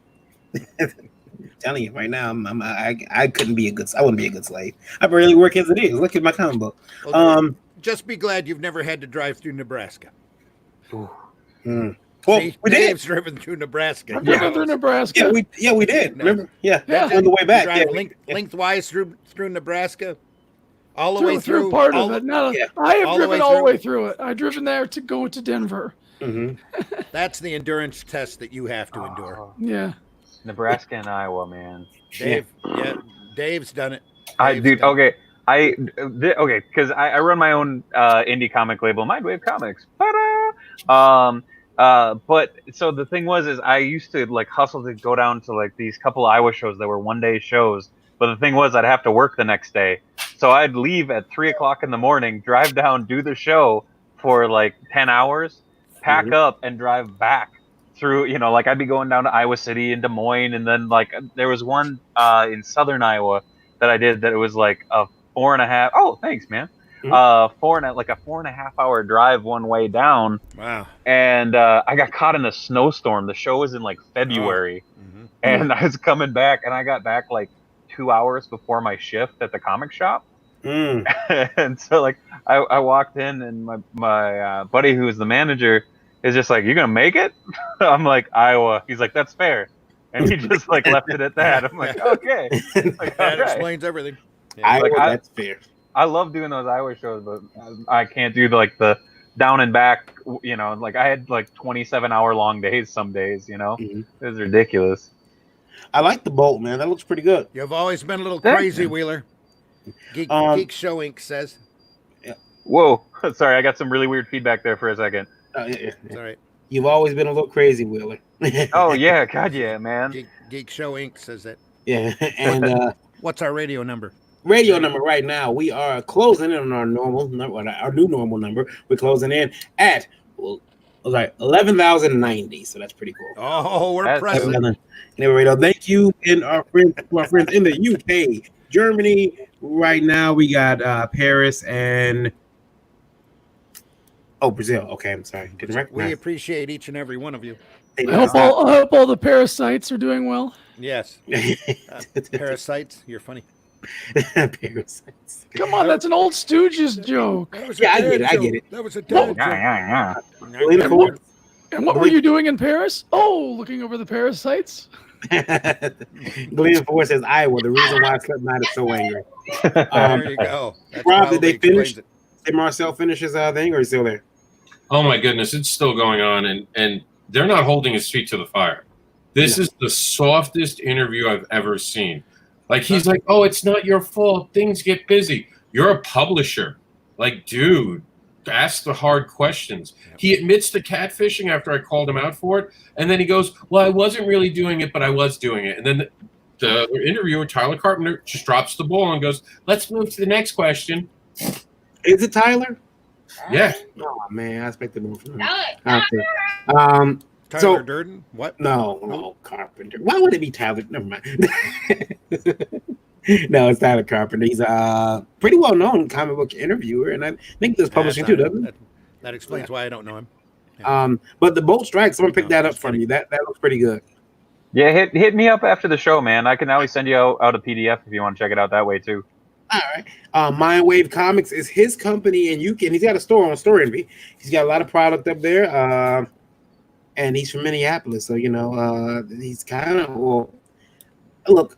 I've determined, because there are portions of Ohio that really, really, really want to be Michigan, and I'm thinking let's trade that for parts of Wisconsin and like this, because I can't. There's some things in Ohio I just can't abide by. I just can't. I've tried, but I can't. How dare you? Oh, I'm sorry. I'm sorry. Dude, I think I have to drive through Wisconsin for like half my shows usually, because I go down to Chicago a lot. I've come over to Michigan before, and like always coming back through Wisconsin at like 1 o'clock in the morning is one of the worst drives, because it's like, oh, fantastic, I'm going over this really random hilly area. Oh, there's no guardrails. Oh God, where'd the road go? Like, it's one of those things where you're like, I'm gonna die. And so like one of my buddies, he lives like right over the border, and I sometimes forget that he does, because I always jokingly call Wisconsin land of cheese and cannibals. And he's just like, dude, I'm like, all right, my bad, sorry. That's just right. You're close enough. You're so nice. I forget you're from there. Yeah. I know a lot of nice people from Wisconsin, but it's one of those things of like, oh man, that So- like 2 o'clock in the morning. Oh God. What's Sorry, next go What's next for these characters for Bolt and Wonder Boy? Yeah. So we did the first 3 issues of Bolt and Wonder Boy, and issue 3 actually has a connecting cover. Mhm. So the thing is the issue 3s actually happen at the exact same time, and they end at the exact same moment, but they're taken from 2 different perspectives: one of Wonder Boy, one of Bolt, and that leads into Thunder and Lightning, which I actually am in the process of downloading the roughs for issue 3 right now. So the third issue of Thunder and Lightning should be out summer, ideally. Any chance? Are you gonna kickstart it? Indiegogo? I'm trying to get something going on Kickstarter right now. I've lined up a couple things on Kickstarter, and they're always like, I always get some weird subset of like, oh, you need to change this and this, for it to go live. You get, oh, sorry. No, go ahead. I see a finger. He is now blaming backers and saying they are lying about not getting their books. That is the tone of this interview. Well, after How modern mainstream creator of him. after after Dave's finished speaking, I'm going to show the video of the guy, of the one gentleman who just seems like he's completely broken. Go ahead, Dave. Finish what you're saying. Oh no, I completely forgot what I was saying. All right, I want you guys to watch this video. Watch it closely. I see. Are we pain. gonna scream snipe? Can we stop and poke fun at it or what? No. I'm going to show you guys a video of a guy who did business with Marcel and is completely broken. Oh, okay. Sorry. No problem. This is real serious. He does it, and I'm going to play just a little small amount of it, but I want to show you guys what I'm talking about, and this is why Marcel, and he needs to be held accountable for stuff like this. We hate it when people throw other people out of this industry. Yeah. It's very irritating. This is a very poor me interview. Poor Marcel is being abused by all of us. Here we go. Hey everybody, it's Robert Jeffrey, and wanted to come and I guess bring you one update on where things are at or aren't at with Mind to Avenge 3. You can actually see the poster for the scene from the second issue of Nine. So I wish, first of all, let me just say this. I hope and I hope that everybody is doing well. I hope that everybody is, I hope everybody's friends, family, loved ones, haters, whatever. I hope that everybody that you know and love or just consider to be a part of your life that they're doing all right during this time. And I hate that I'm having to interrupt y'all's time with bad news rather than good news. But my goal with whatever I do, whatever projects that I'm on, I try to be as upfront. Actually, no, not that I try, that I be as upfront and transparent as possible. So I hate to bring more BS added to the BS that we are all collectively going through. But like I said, in my goal, just to be transparent, here we go. So Mind to Avenge, issue 3, is my last issue on the series with Evolution Publishing. I made that announcement a couple of months ago. I told the publisher that due to there's a lot of stuff behind the scenes that brought me to the point where I could no longer work with Evolution Publishing and Marcel Dupree specifically. So, but once again, let me state that Mind to Avenge 3 is the last issue that I will do with that publisher, with Evolution Publishing. And I got standards and practices up about Mind to Avenge. It was a story I did. So, everything that's in the video. Is all happening. Oh, okay. I was checking my phone. I believe in stuff happening. So, since then, since I've removed myself from the, from the series and Evolution Publishing, one of the things that I did request or tell Marcel was to keep the fans or the backers of the third issue, and actually all of the issues, updated on what was going on, because if money is provided for a service, they should receive updates on any delays or anything associated with the comic book series. And at a certain point, I was told by him that because I had made the decision that I made, that I was no longer entitled to any updates or anything when it came to Mind to Avenge. So as of a couple of months ago, the only updates that I receive are from my art team, from Matteo Illuminati and Loris Ravina. They have been, because Marcel actually still keeps in touch with them. So rather than the creator of the book, the writer of the book, the person who brought the concept of the series to the publisher that he had no hand in creating. And if he ever says that, he is lying.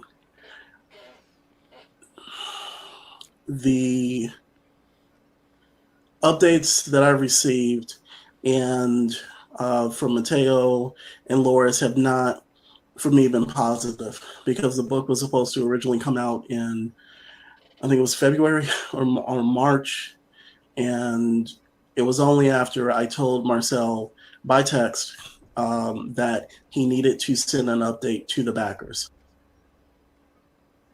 Now, I don't know about you guys, but he seems broken. He seems hurt. That seems like it was really hard for him to get through, or he's suffering through a lot of stuff. And I know there's also a big, huge pandemic going on out there, but that just seemed like he was really, really hurt. And when you see stuff like that, it makes you really want to come down and come down on the person who did it, because that's not right. That guy, I mean, I've never met Robert Jeffrey in person, but I've heard about his book, and I've talked to other people that know him, not about him, but just I've never heard anybody come to me and say, "Hey, that guy's not a good guy to work with." But I have heard about Marcel, and I've asked Marcel to come on this show before, and he told me he doesn't do press, but now he does. And Rob's going to give us an update on that.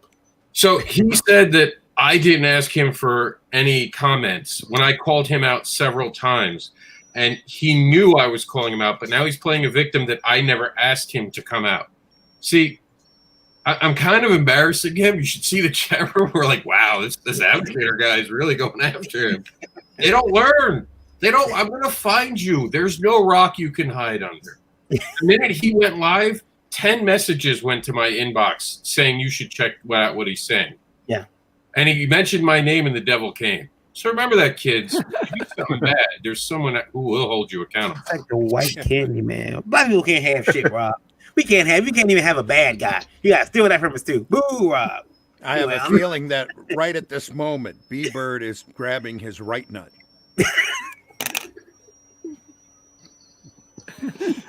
You done messed up, son. Yeah. B-Bird is probably gonna write us checking it for size. A nasty letter. But that man looks broke. That man looks hurt. Robert looks like he's had enough of this. Dave, what'd you take from that? Because Glenn Ford says he feels for the guy. I mean, I think that was the purpose of it. It's that thing of like, I don't know. I've seen a lot of people put on acts and stuff before, and I obviously I don't know the dude. Yeah. I don't know him at all, but yeah, I don't know. There's just a lot of. It's obvious he cares. Sorry, Dave. No, go ahead. No, you go ahead. It's obvious he cares about his product. Yeah, I mean, there's definitely the passion there, but I mean, obviously, there's some disconnect, Yeah. I would wonder if at this point, Marcel, now he's doing press, which is weird because he told me I don't do press. And I thought, as a publisher, you need to have some mouthpiece to go out there for you and say, here's what's happening, which is why also I don't do crowdfunding. I don't do crowdfunding because I don't like being transparent. I'll pay everything up front and worry about it later. Plus, that's just the way when I came into business, that's the way it was. You had to put your own money up. I know no problem with crowdfunding. I probably will utilize it. Lola's getting ready to do a book. Lola, you intend to use crowdfunding, correct? Indiegogo, she says. So yeah, she's gonna do crowdfunding. I just don't do it. But and that's not to say I never will, but I have supported crowdfunding a lot. To the point where now it became kind of a habit. It was weird. I've been an addiction. I was looking for books to crowdfund, and I'm scrolling through the site, and I'm just this one. It was weird, but I'm waiting for Eric to drop a book that I actually can get behind. But he won't. He won't hurry up with a dinosaur man. Hurry it up, Eric. I'm working on colors for the cover right now. It's looking pretty sweet. You know what we need. I'm just gonna put this out there. And by the way, there was a private message. I can read it though. It was that was me. Yeah. Eric, did you read it? It was a private message for you. Oh, nice. I figured out what the two prints were. Yeah. Cool. So I was like, oh, good, okay. When you guys, Randy, was there ever anybody who was a horrible publisher, a horrible part of comics back when in those old newsprint days? And those old newsprint days. Come on, straighten it up. Before the talkie picture. Straighten it up. Way back when, Thousands of years ago, there's before always the been quickening of the. you go back all the way through comics history. There's scummy people ever since the start of comics history. So yeah, they were there. True Did story. you guys chase anybody out? No, there were a few that got chased out, but we were all busy. You know, back in the old days, we all kept to ourselves and did our own stuff, and you know, we just didn't endorse other people's product if it was bad or crappy, or if the person was a shit. So they Eric, ended up I've got living on their own more than anything. We were too busy looking at everybody else's stuff, because everybody else's stuff was usually pretty cool. I've got Dinosaur Man up on screen. Once again, loving that logo. Still love it. Yeah. Needs to be on a hat, sir. That's dope. But I just had an idea. You gotta you guys gotta figure out a way to have one-off one shots. Wonder Boy has to meet Dinosaur Man. That's it. I'm down. I'm down for that kind of stuff. Yeah. We'll talk on the side. We could tie in the diabolical dictator dinosaur, the Hatosaurus Rex, who's the big bad in Wonder Boy. Hatosaurus Rex. Hatosaurus Rex. I mean, Dinosaur Man takes very- place. Dinosaur Man takes place in a completely different universe from the Milky Way galaxy. So Perfect. if you can figure out a way for a portal or a vortex, we can make anything happen. So the funny thing is I had a friend of mine who came into the comic shop, and he said he had no idea who I was at the time, and he goes, do you have any books on how to make comics? And I go, yeah, man. Like, what do you want to know? And he's like, well, what do you mean? I go, well, what do you want to know? And so he's wanted to learn how to make comics. And so finally I convinced him. I'm like, dude, like, let me teach you how to make comics. And we made a book called Major Loon, which we ended up implementing kind of as a sub dimension in the Mindwave universe by saying it's the comic that Wonder Boy grew up reading. So like, but vice versa, Wonder Boy is a comic book in Major Loon's universe. So it's the portal is the comic. But yeah, man, no, I'd totally be down for doing some crazy crossover. That'd be fun. So let's do it. And if anybody knows action figures, it should be Glenn Ford, who has Ionicus, his website, his YouTube channel. If you haven't got it yet, Glenn, put Ionicus or write it down in the chat, and I will put it up on screen so our viewers can go check it out. Ionicus, he says, but it looks like that Dinosaur Man action figure looks like it will be a 5-point figure. That'd be dope. Do it in like a He-Man style, like 5.5. That'd be fun. I wouldn't mind having a Wonder Boy figure as well. I think the figure. But I have my own that I bring with the shows. I got a Hatosaurus and all that stuff that usually comes with me to shows. The things that I've been looking into is doing like the little like slug figures, like the Muscle Men or like Monsters in My Pocket. But it's finding a manufacturer that can do like a smaller run, because man alive, you got to do like 10,000 of them in order to get a run, and it's just finding, you know. And like I do custom figures and casting and mold making myself, but it's like I thought about doing them of resin or doing them of like, you know, just kind of like a silicone or whatnot. We need to become better friends, because I do 3D design and 3D printing. I have liquid resin machines. What? Okay, yeah, then we should talk. Bringing it together. I figured out the tooling for the Glyos peg system in Blender. Oh, that's awesome. So yeah. Rob's hand is up. He wishes to be recognized by the teacher. So apparently, depression's a good reason to be a shitty business owner. That's what I'm learning today. He's depressed. It's not his fault. Everyone's lying. He's great. He's great. It's fantastic. Everything's good. Everything's good. Don't look over there. Don't look over there. Look at me. Everything's fine. This is the interview. So he's already he's tossed blame to Comicsgate, to backers, and now to mental health.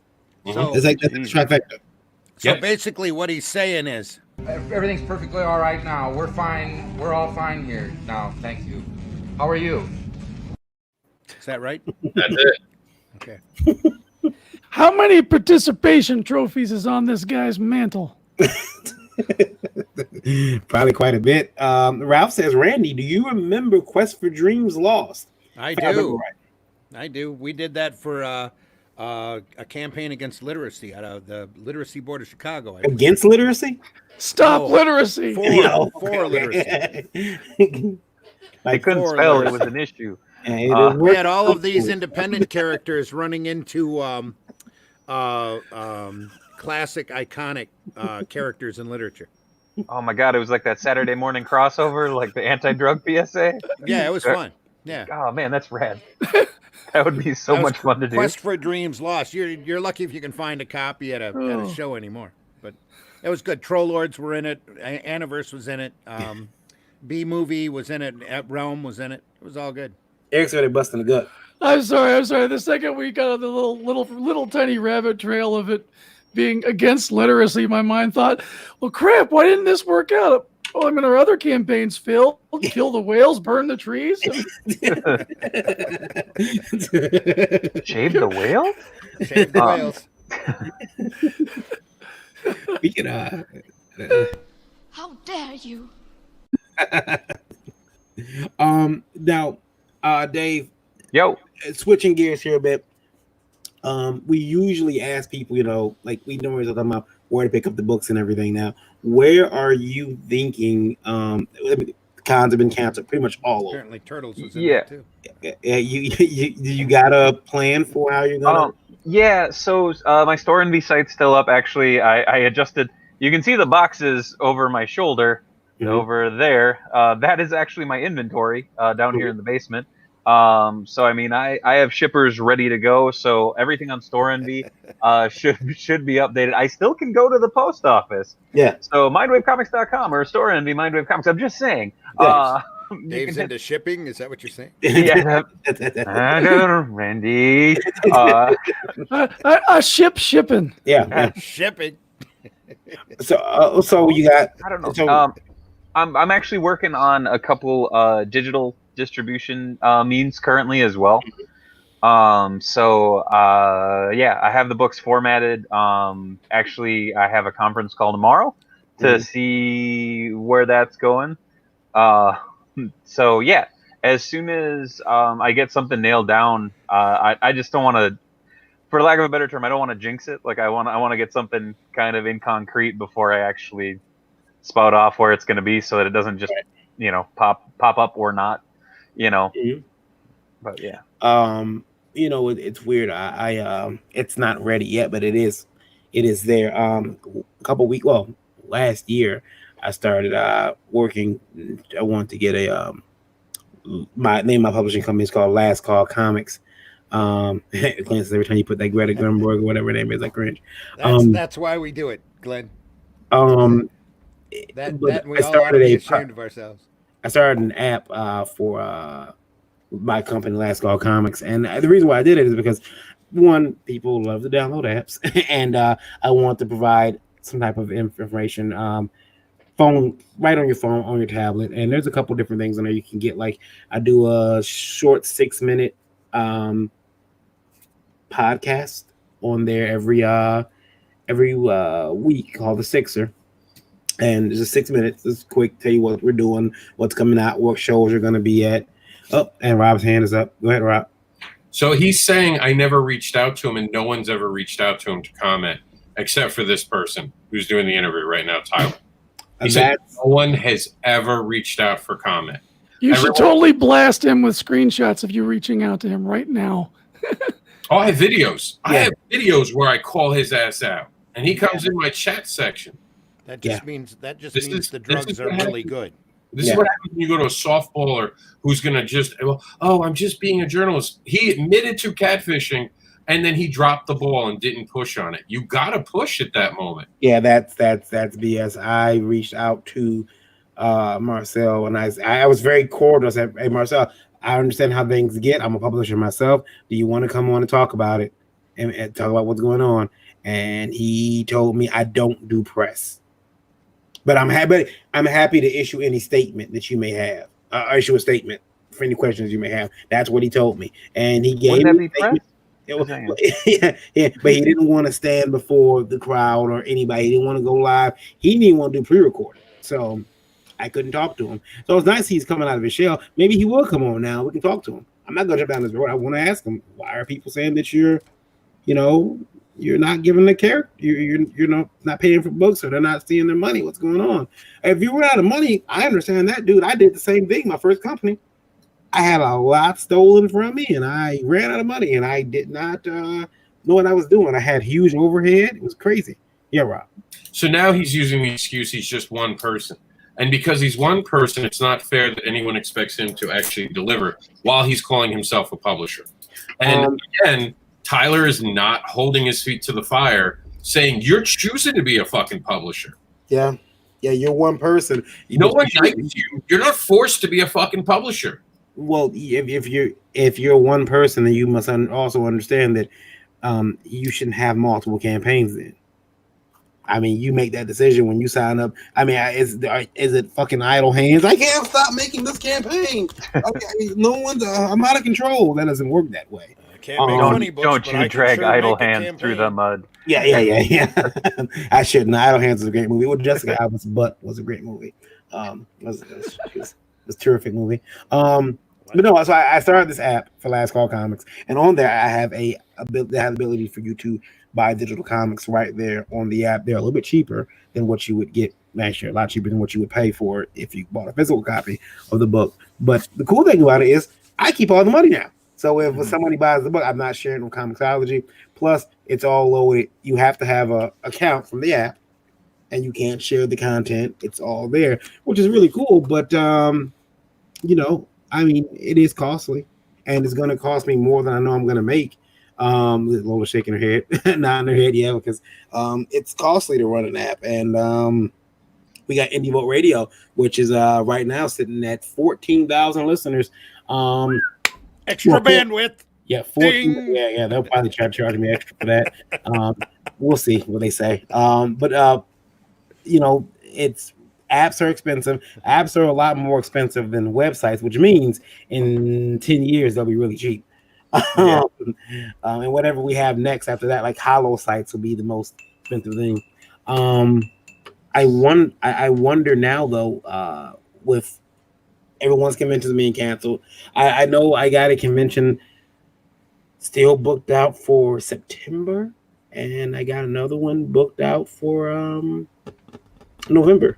And coming back over for SuperCon? I would love to. That's the one I'm hoping for in September, but that's all road trip. Yeah. Did you get the app filled out, because they wanted to make sure at least people have the app filled out for that show? Yeah. That's all filled out and sent there. I did that a couple of days ago, but now we're just waiting to see if they're gonna actually be able to do it. So fingers crossed. Yeah, man. I'm really tight with all the guys at SuperCon, and I'm hoping for the best for that show, because they do such a fun job, and they're all such good people. It's kind of nice. Yeah. And what was cool about that show was that I know Randy usually rolls his eyes at any type of charity comes, but they actually give their money up every year. They've been around for years, though, right? Yeah, in one iteration or another. Yeah. So it's really cool. And I had a great time there last year. But and then we have another show here in Michigan in November. What do you guys think though? Because I got it from Indie Vote Radio, from Alec. Alec says he doesn't like all these shows trying to reschedule for later this year. Just cancel the damn show and start again in 2021. Yep. There's not gonna be room for shows this year, and it shows Alec. He says these damn conventions don't really care about us. They care about their pocketbooks. That's. I have to agree with Alec. This is also a multi-tiered answer. They could have contracts that they can't get out of, that they have to put on a show that year. You also got to think they got to do something for their tax revenue for the following year. So they, depending on how the show is set up, I can kind of understand them. There's only so much time going to be in a year, and I don't know who it was that made the joke, but I saw in Wave it was like all shows are going to be September 12th weekend this year. Yeah, pretty much. But How can you have your tax write-off if you don't have your con? Right. I mean, there's a local show, a couple shows here in the Twin Cities, run by the MCBF, formerly the MCBA, and like they just put out a thing that because SpringCon, MCBA SpringCon was coming up here beginning of May, Yep. and they just put out like, hey, this just isn't happening. We'll see in the fall, which is their fall show, and like that one was a heartbreaker because that show has been such a huge part of who I am and like as a young creator. That's where I got started. So it's just like, damn, that sucked to see. But I was kind of glad that they didn't just like immediately reschedule. They just said, hey, we're gonna put all our efforts into the fall show, and we're gonna make that as good as it can. And like I admired them for being willing to do that. Well, they already had a fall show on their schedules though, so that's a good thing. Yeah. FallCon was the very first show I did any publishing of comic books at. Me too, actually. I did the one half issue of Melby Comics way back in 2005. Oh, Way back. Way back. I can't imagine. I mean, like, I kind of knew some shows are going to cancel. I'm surprised there are a few of the shows that are hanging in there. Like, no, but I know that some of them have to publicly look like they're hanging in there because they have to wait for the venue to say no. Yeah. To get their money back. Those contacts. Yeah, the state's got to come down on the venue, and the venue's got to come down on the vendor, because that's the same thing that happened with WrestleCon, and I'm glad that seems like it's gotten worked out. Yeah. Rob, what happened? Robert Jeffrey showed up. Okay. In the chat room. He called him out, and they skated it. They did not make him answer it. They quickly switched, and he lined up an excuse for it. And this is on Facebook, right? You should see. No, this is on YouTube only. You should give me the link. Comments. Give me the link. People are like, this is bullshit. And I think boy Larry's deleting some of them, but I'm seeing them as they're live, so it's awesome. Like people are like, he's lying. Did you link me to that? The YouTube? Link it up. We should just start watching the stream on this stream. Screen snipe it. Yeah. Just shoot me the link. I'll take a look. I can't believe it. Yeah. Glenn Ford says, Motor City Comic Con is postponed. It is. And sometimes you wonder if that's a big, I think it's Eric, or was it you, Randy? Said it's a big boat and it's hard to slow down. Yes, it's a big boat. It's difficult to turn. Yep. Yeah, rearrange that show and push stuff back, because you know what? When this does clear up, you're going to have actors who have to rush back to do movies to complete them. They're not going to be available for these movies or for these conventions. They're not going to be available. So they're going to have to push back stuff. And you might see a return to traditional Comic Cons where, hey, we got this actor who hasn't been in a role for 20 years, but he was in that one thing you liked, you know. And this guy was a Klingon that got shot in one episode. Yeah. Come on in. And considering that all the production companies are shut down now, there's going to be a big rush for content, especially on the streaming services. I think even a lot of your out-of-work actors are going to end up getting work right as soon as the virus ends up being done with its cycle. So, Lotus computer's freezing, so I had to pull her out and see if it starts working. It probably won't though. But yeah, Rob, shoot me the link because I can't find it. I know he said it's on YouTube, but I guess I can try to look. But my show in Saginaw at the end of June is still on until I'm told it's not. Yeah. And that's one of the ones I know. And as a promoter, Randy, you've been worried about. I lost my major show that happens April 18th, so that one's definitely not going on. Mm-hmm. I'm still hoping now that they're going to send me my your deposit. My deposit. Well, it wasn't the deposit. I paid for the whole haul. I'm hoping that they'll send that money back, which they promised to cut a check on the 1st of April, which is tomorrow, but might have been an April Fool's joke. No, I doubt it. Anyway, but the whole farmers market is closed now, so you good? I'm hoping they're going to be up in the office and able to send that check out tomorrow. I could use it. That was not a small deposit. Everybody said bye. All right, yeah. Lola's computer is crapped out on her completely. It's freezing and crashing. Sorry so the poop pooter. Yeah. Glenn says, "What show is that, Randy?" That was the Downtown Flint Comics Con. The one up in Saginaw is the Saginaw Comics Con. It's going to happen at the last Saturday in June. I believe it's June 27th or 28th. Mm-hmm. And that's at the SVRC Marketplace in Saginaw.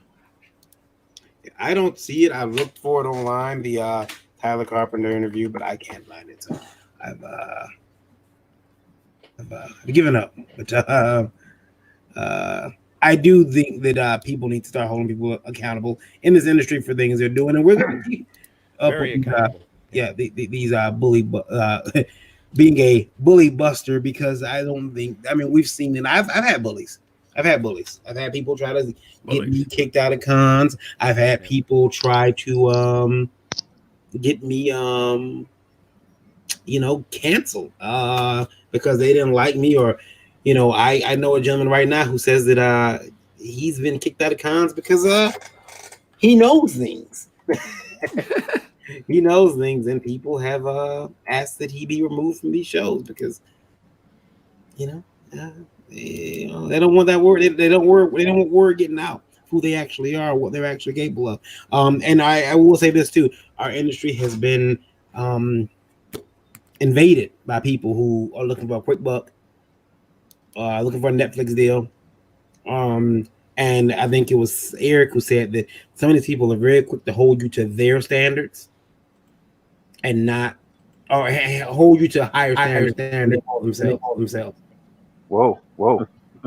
Sorry, that was me. Inception. Inception.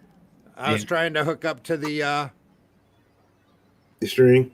Yeah, to the stream. Yeah, Rob sent the link, but let's see here. I'm gonna try it again. Okay.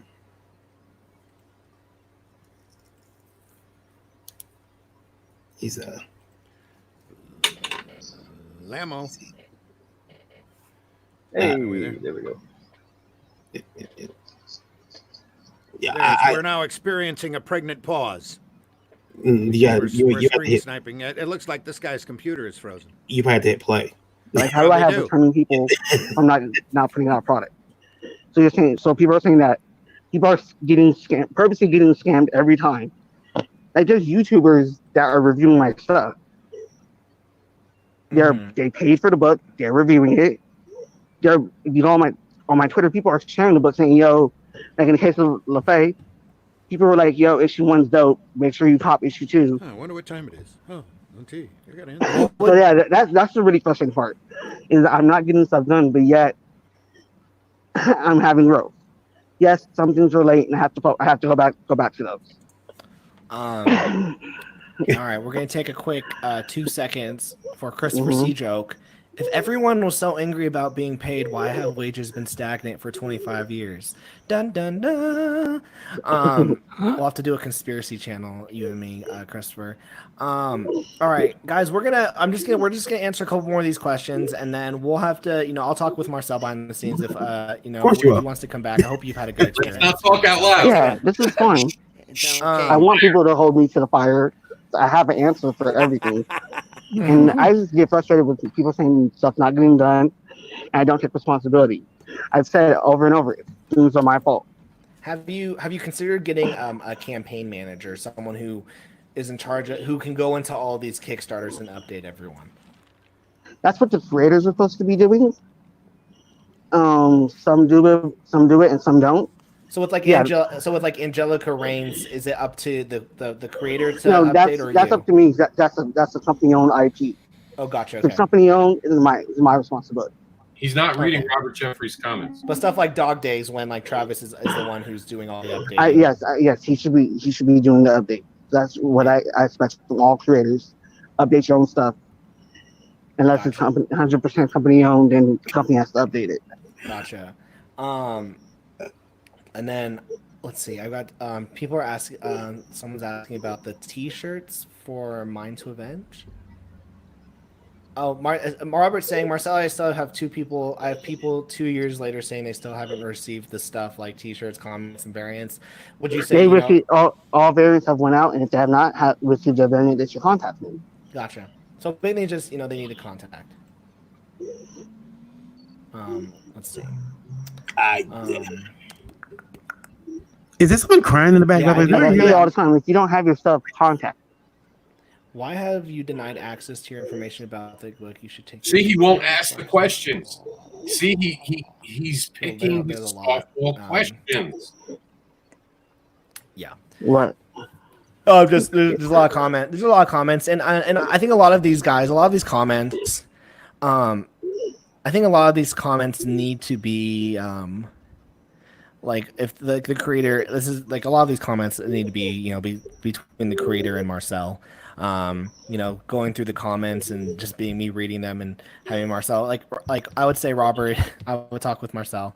Yeah. Is Marcel having a text me, rough Robert. time breathing? Call me. I was wondering. I called you the other day. Yeah. I'm not What do you? exactly There's a question because Travis Gibbs brings up a good point. Says Oh. saying that he does all the updates, but he doesn't own he doesn't own a damn thing. What's your response to that? Because he has part of the IP. That's why I said I messed up my contract. He should have a contract. He has part of the IP, okay. and that's why I messed up. I should have given him a contract. I am sorry, Travis, but we could email me. We could talk. Gotcha. Okay. Okay. Let's see. And then the indie comics guy, I think he just bumped in, but he's saying Brian Hawkins didn't get paid. You did a book with what did you do with Brian Hawkins? Brian Hawkins did get paid for the first 2 issues of Angelica Reigns. Gotcha. I have receipts for that. He's got he didn't write Angelica Reigns #3. He was gonna write it, but then we did not. We had someone else write it. He's got the receipts. So yeah, he got paid for issues 1 and 2. I have receipts. Finally, somebody. Do you think that some of the beef with like the creators that work for you and whatnot? Do you think it's someone having sex? Do you think it's like a non-understanding of the contract or how at least on my this end. works? Do you think that's a lot of the problem? Some of it is people don't read their contracts. Travis doesn't have a contract, so that's different. Travis has a legitimate beef. Out of everybody, Travis has a legitimate issue. He's making active excuses for his guest. It's kind of weird. He's breathing real bad. It's like He he's, is morbidly. it's like he's mechanical. No, he's morbidly obese. I'm not trying to pick on the guy. Is he? He is. Okay. He's a very large man. Yeah, because I've never met the guy, so I didn't know. So I'm not picking on him with that. I'm not attacking his health. That is not a thing. I can't know, but I'm just saying that's not healthy. No. I'm not attacking him for it. I'm just saying, I might be giving him a heart attack. Yeah. Everyone else, they don't. Because and guys, I'm not going to show these on the screen, but a lot of these things with like artists and whatnot saying that they haven't been paid, Marcel has shown me some of these receipts. I don't know if that means that you guys can trust me or not, but I have. I've got the receipts. I've seen some of these things, and a lot of it. I know people are making fun of me for like saying not understanding the contract or whatnot, but guys, I work with probably 20 different like authors a month, new authors, plus managing like probably 500 to 600 other authors throughout the month in a given month. Just talking with them, going over their contracts. A lot of our authors at the book publishing company that I work for, a lot of them don't understand their contract. A lot of them don't read it. They ask, I had to deal with one lady who said, "Hey, how come I haven't gone paid yet?" And I had to break down her royalty structure. She didn't understand it when she signed it. And it wasn't even a bad royalty structure. She just didn't understand it. She thought she was supposed to be making X amount. What she was actually making was this amount. And it was just because no one like really sat down and explained it. And I have this conversation with multiple people a day, saying, "Hey, I thought I was supposed to get paid this. Why haven't I?" And I have to explain them. Well, in your contract, it says. Okay. Well, you take it off, Randy. He's clearly. Hold on. Wait for it. Okay. For what? Wait. All right, play it. Hit play. I understand. Heck, when I was with Insane Comics, there's multiple times where I messaged the publisher. I was like, "Hey, dude, I'm so confused with this contract. You gotta break it down. I know I already signed it." And I'm not saying this to excuse any of like the communications problems that Marcel has said that has stated that he has problems with. But I just want to say, creators, read your contracts, understand them, because there's probably a lot of times where you read it and you might not understand exactly why. Like, if you think you're supposed to get paid, there might be a reason why you're not. Yeah, that's like with Insane. Before we got paid, we had to hit a threshold. Book publishing company, you can't get paid till you hit a certain dollar amount, and then we sent you the money. Rob saying Tyler, you were making a lot of excuses for him. I'm not trying to make any excuses for Marcel, and like I said, I'm not here to take a side. I'm not here to say Marcel's wrong and wrong or he's right. What I'm here to say is I'm here to even out the playing field. I've heard everyone else's side. I'm on your website right now, Rob. I've read it multiple times. We have discussed it multiple times, you and I privately, and I showed you receipts showing where a lot of his stuff is not factual. Yes, and I've been DMing Marcel for like the last month or two, I think, and Arna Lopez says, "Should I leave?" No, Larno, we need you here. Being a journalist means that you don't actually reach out to anyone but your interviewee. You don't reach out to any other source. Well, yeah, I mean, there's a point where you have to understand. Like, I've been told before, and I said this before on this show. Our industry has, again, I said it earlier, has been invaded by people who don't have the best moral compass, the best moral fiber. I had people tell me take reviews down because they didn't like it. I had a guy come to me and tell me, "Hey, could you take that review down because the score wasn't as high as I wanted it to be." And I told him, I said, "I can't do that. First of all, my reviewer took time out of his day to do that. He was compensated for that. And if I take that ad down, then he'll be upset with me." Well, he told me, well, that's why every other reviewer does it. And I really, at that point, thought maybe I should be getting names so I could run that up the flagpole and say, "Hey, are you?" Yeah, a buddy of mine did a review, and he said, "Hey, your review's ready." And I said, "Okay." And he said, "Can I post it?" And he said, I asked him, "Was it a good one?" He says, "No, not really. I seen the review. I told him not to post it. He didn't post it." I'm like, so he just did a review. He just read your comic. He paid for your comic. He reviewed it. You didn't like it, and he didn't post it. I mean, that seems kind of bizarre to me. And it happened. So I mean, you got people telling me, "Oh, I can just I'll DM back and forth with my interview. I'm gonna take his half. I'm gonna take his side of the story." Rob's got a long history of shit with Marcel on his site, and I've reached out to Marcel. And said, "Hey, come on my show. Let's talk about it. Let's talk about what you're doing. Let's have people. We'll keep it civil. I'll even keep Rob civil. Go ahead." The printer hasn't even been paid. The printer showed up to the chat section and said, "Hey, I'm the printer. How about I get paid?" Yeah. I was, and I'd be worried if I was Tyler, because you're like, "Hey, I've seen the receipts. I know." Like, that doesn't look good for you now, Tyler. He was making excuses for him, and I called him out on it on purpose. I'd be concerned. And I subscribe to Tyler's podcast too on Spotify. But yeah, so anyway, guys, we got to get out of here. We're reaching the 2-hour mark. Real quick, we'll go counterclockwise. We'll start with Dread Dinosaur. Tell everybody where you can find you and more of that dreaded dinosaur goodness. All right. Well, I do have a website, erichodson.com, and there's a little link you can buy prints. I'm doing a 20% off if you use the coupon code COVID-19. Also, you'll see my Instagram there at Dreaded Dinosaur. You can hit me up on there. And Dreaded Dinosaur Man is on Webtoon. So head over to the Webtoon app, get it on your phone, and then search for Dreaded Dinosaur, and you will find me. And now, Mr. Dave Wheeler. Yo. You can hit me up, mindwavecomics.com. That's the company's website. My personal portfolio site is Mindblow Studios and I have my contact form on there. My Store Envy site's up and running. Twitter, I'm at Dave Wheeler. Instagram, I'm Dave_Wonder952. Just check it out. Drop me a line. Let's talk comics. Let's talk toys. And they can pick up both copies of that of The Adventures of Wonder Boy and Bolt, and that'll bring them up to speed with what's getting ready to happen in the third issue, right? Yep. Yeah. So the trades collect issues 1 and 2, and then go into the issue 3. Yeah, and he has them in stock, ready to go. Yes, sir. Everything is in stock and ready to go. We're working on issue 3 right now of Thunder and Lightning, and hoping that'll debut sometime this summer.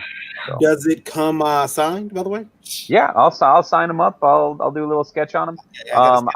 The cool thing is, if SuperCon does happen, and again, fingers crossed, Samir, the other half of Mindwave Comics, the co-founder with me, will be out there. Excellent, So, excellent. And we'll have to have him on at some point too. Very cool. heck yeah, man. I'll get you in touch with him. All right, Rob, where can they find you at, sir? I can find me on any internet site because I own them all, but I prefer you reach out to me at mranderson.com and keep up with the Devil's Tales. Of course, they can find me at KYD_V on Twitter, Variant Grand on Facebook. When We Riot is my personal website. Sounds like a cool, edgy band. It's not. It's me drawing. Last Call Comics, my publishing company. And, of course, here on Indie Vault. And then we got Mr. Randy Zimmerman. Randy, where can they find you at, sir? Yeah, they can find me at the Gmail address that is written below, randyjzim at gmail.com. I'm on Facebook. I'm on Twitter. I'll be back here on Indie Vault probably tomorrow night and Thursday morning, especially for the Breakfast Buzz at 9 a.m. Eastern Standard Time. That's right. We want to thank everybody. If you want to send a question in like B-Bird did earlier and get roasted, you can by doing so at Indie Vote Live at indievote.com. Make sure you include Indie Vote Live in the subject field, and please keep those emails to 90 words or less. We'd really appreciate it, as we appreciate everybody who's listening on Indie Vote Radio right now. We want to thank all 14,126 26.7. That's different. Haven't seen that before. Yeah. New record. New record. We really appreciate that. Thank you. Appreciate each and every one of you. Germany, Paris. Once again, you guys, we love you guys for listening in with us. Indie Vote Radio. You guys can be a part of that. It's simple. All you gotta do is go and download it. That's right. You can take Indie Vote with you wherever you go. Indie Vote Radio is the perfect companion to our official website, indievote.com. Indie Vote Radio plays the best in indie music, entertainment, news, and more 24 hours a day, 7 days a week. You hear music from talent like Park Squares and Alleys and Dimswan. Download the Indie Vote Radio app on Android's Google Play Store or listen in with the streamer app on iOS. You can also check out Indie Vote Radio by visiting our official site, indievote.com, and utilizing the built-in player right there on the front page, which a lot of people tend to do. Then finally, because everyone's stuck at home right now, social distancing and whatnot, you can still be with us here at Indie Vote. It's simple. How? I'm glad you asked, because Indie Vote TV is the over-the-top streaming service available on Roku and coming very, very soon to Amazon Fire Stick and more. Stream independent movies, music videos, wrestling, original documentaries, and more on Indie Vote TV. And did I mention that it is free? It's right there on the side of the screen. It's free. It's free. What's better than free? Find Indie Vote TV by searching the channel store on your Roku device or Roku-enabled television. And that does it here for us, guys. Oh, not yet. Not yet. Oh. Don't forget Geekgasm will be on tomorrow night. Yeah. 9 p.m. Oh, yeah. 9 p.m. Eastern Standard Time with Lola in the lead. And hopefully comics from a female viewpoint. Yeah, she's got some guests coming on. I forget who all our guests are tomorrow. I believe she's got Pops Van Zant, and I know Chuck's coming back on too. So that'll be pretty cool. And I may have another guest, and I might throw a wrench into her monkey works. Is that the right phrase? I don't know. Anyway, I'm gonna mess up our plans tomorrow. I'm throwing some extra guests in there on her. I want to thank you guys for watching. Please stay safe, stay healthy. Just a second. We got a camera. We got a camera in at the Valiant offices right now. Oh, let's just check it in. No, there's still nobody there. Yeah, empty. Pencils down. Empty pencils down. What about Ethan's house? Ethan's house. Ethan, are you there? Ethan Cam? Ethan Cam? Yeah.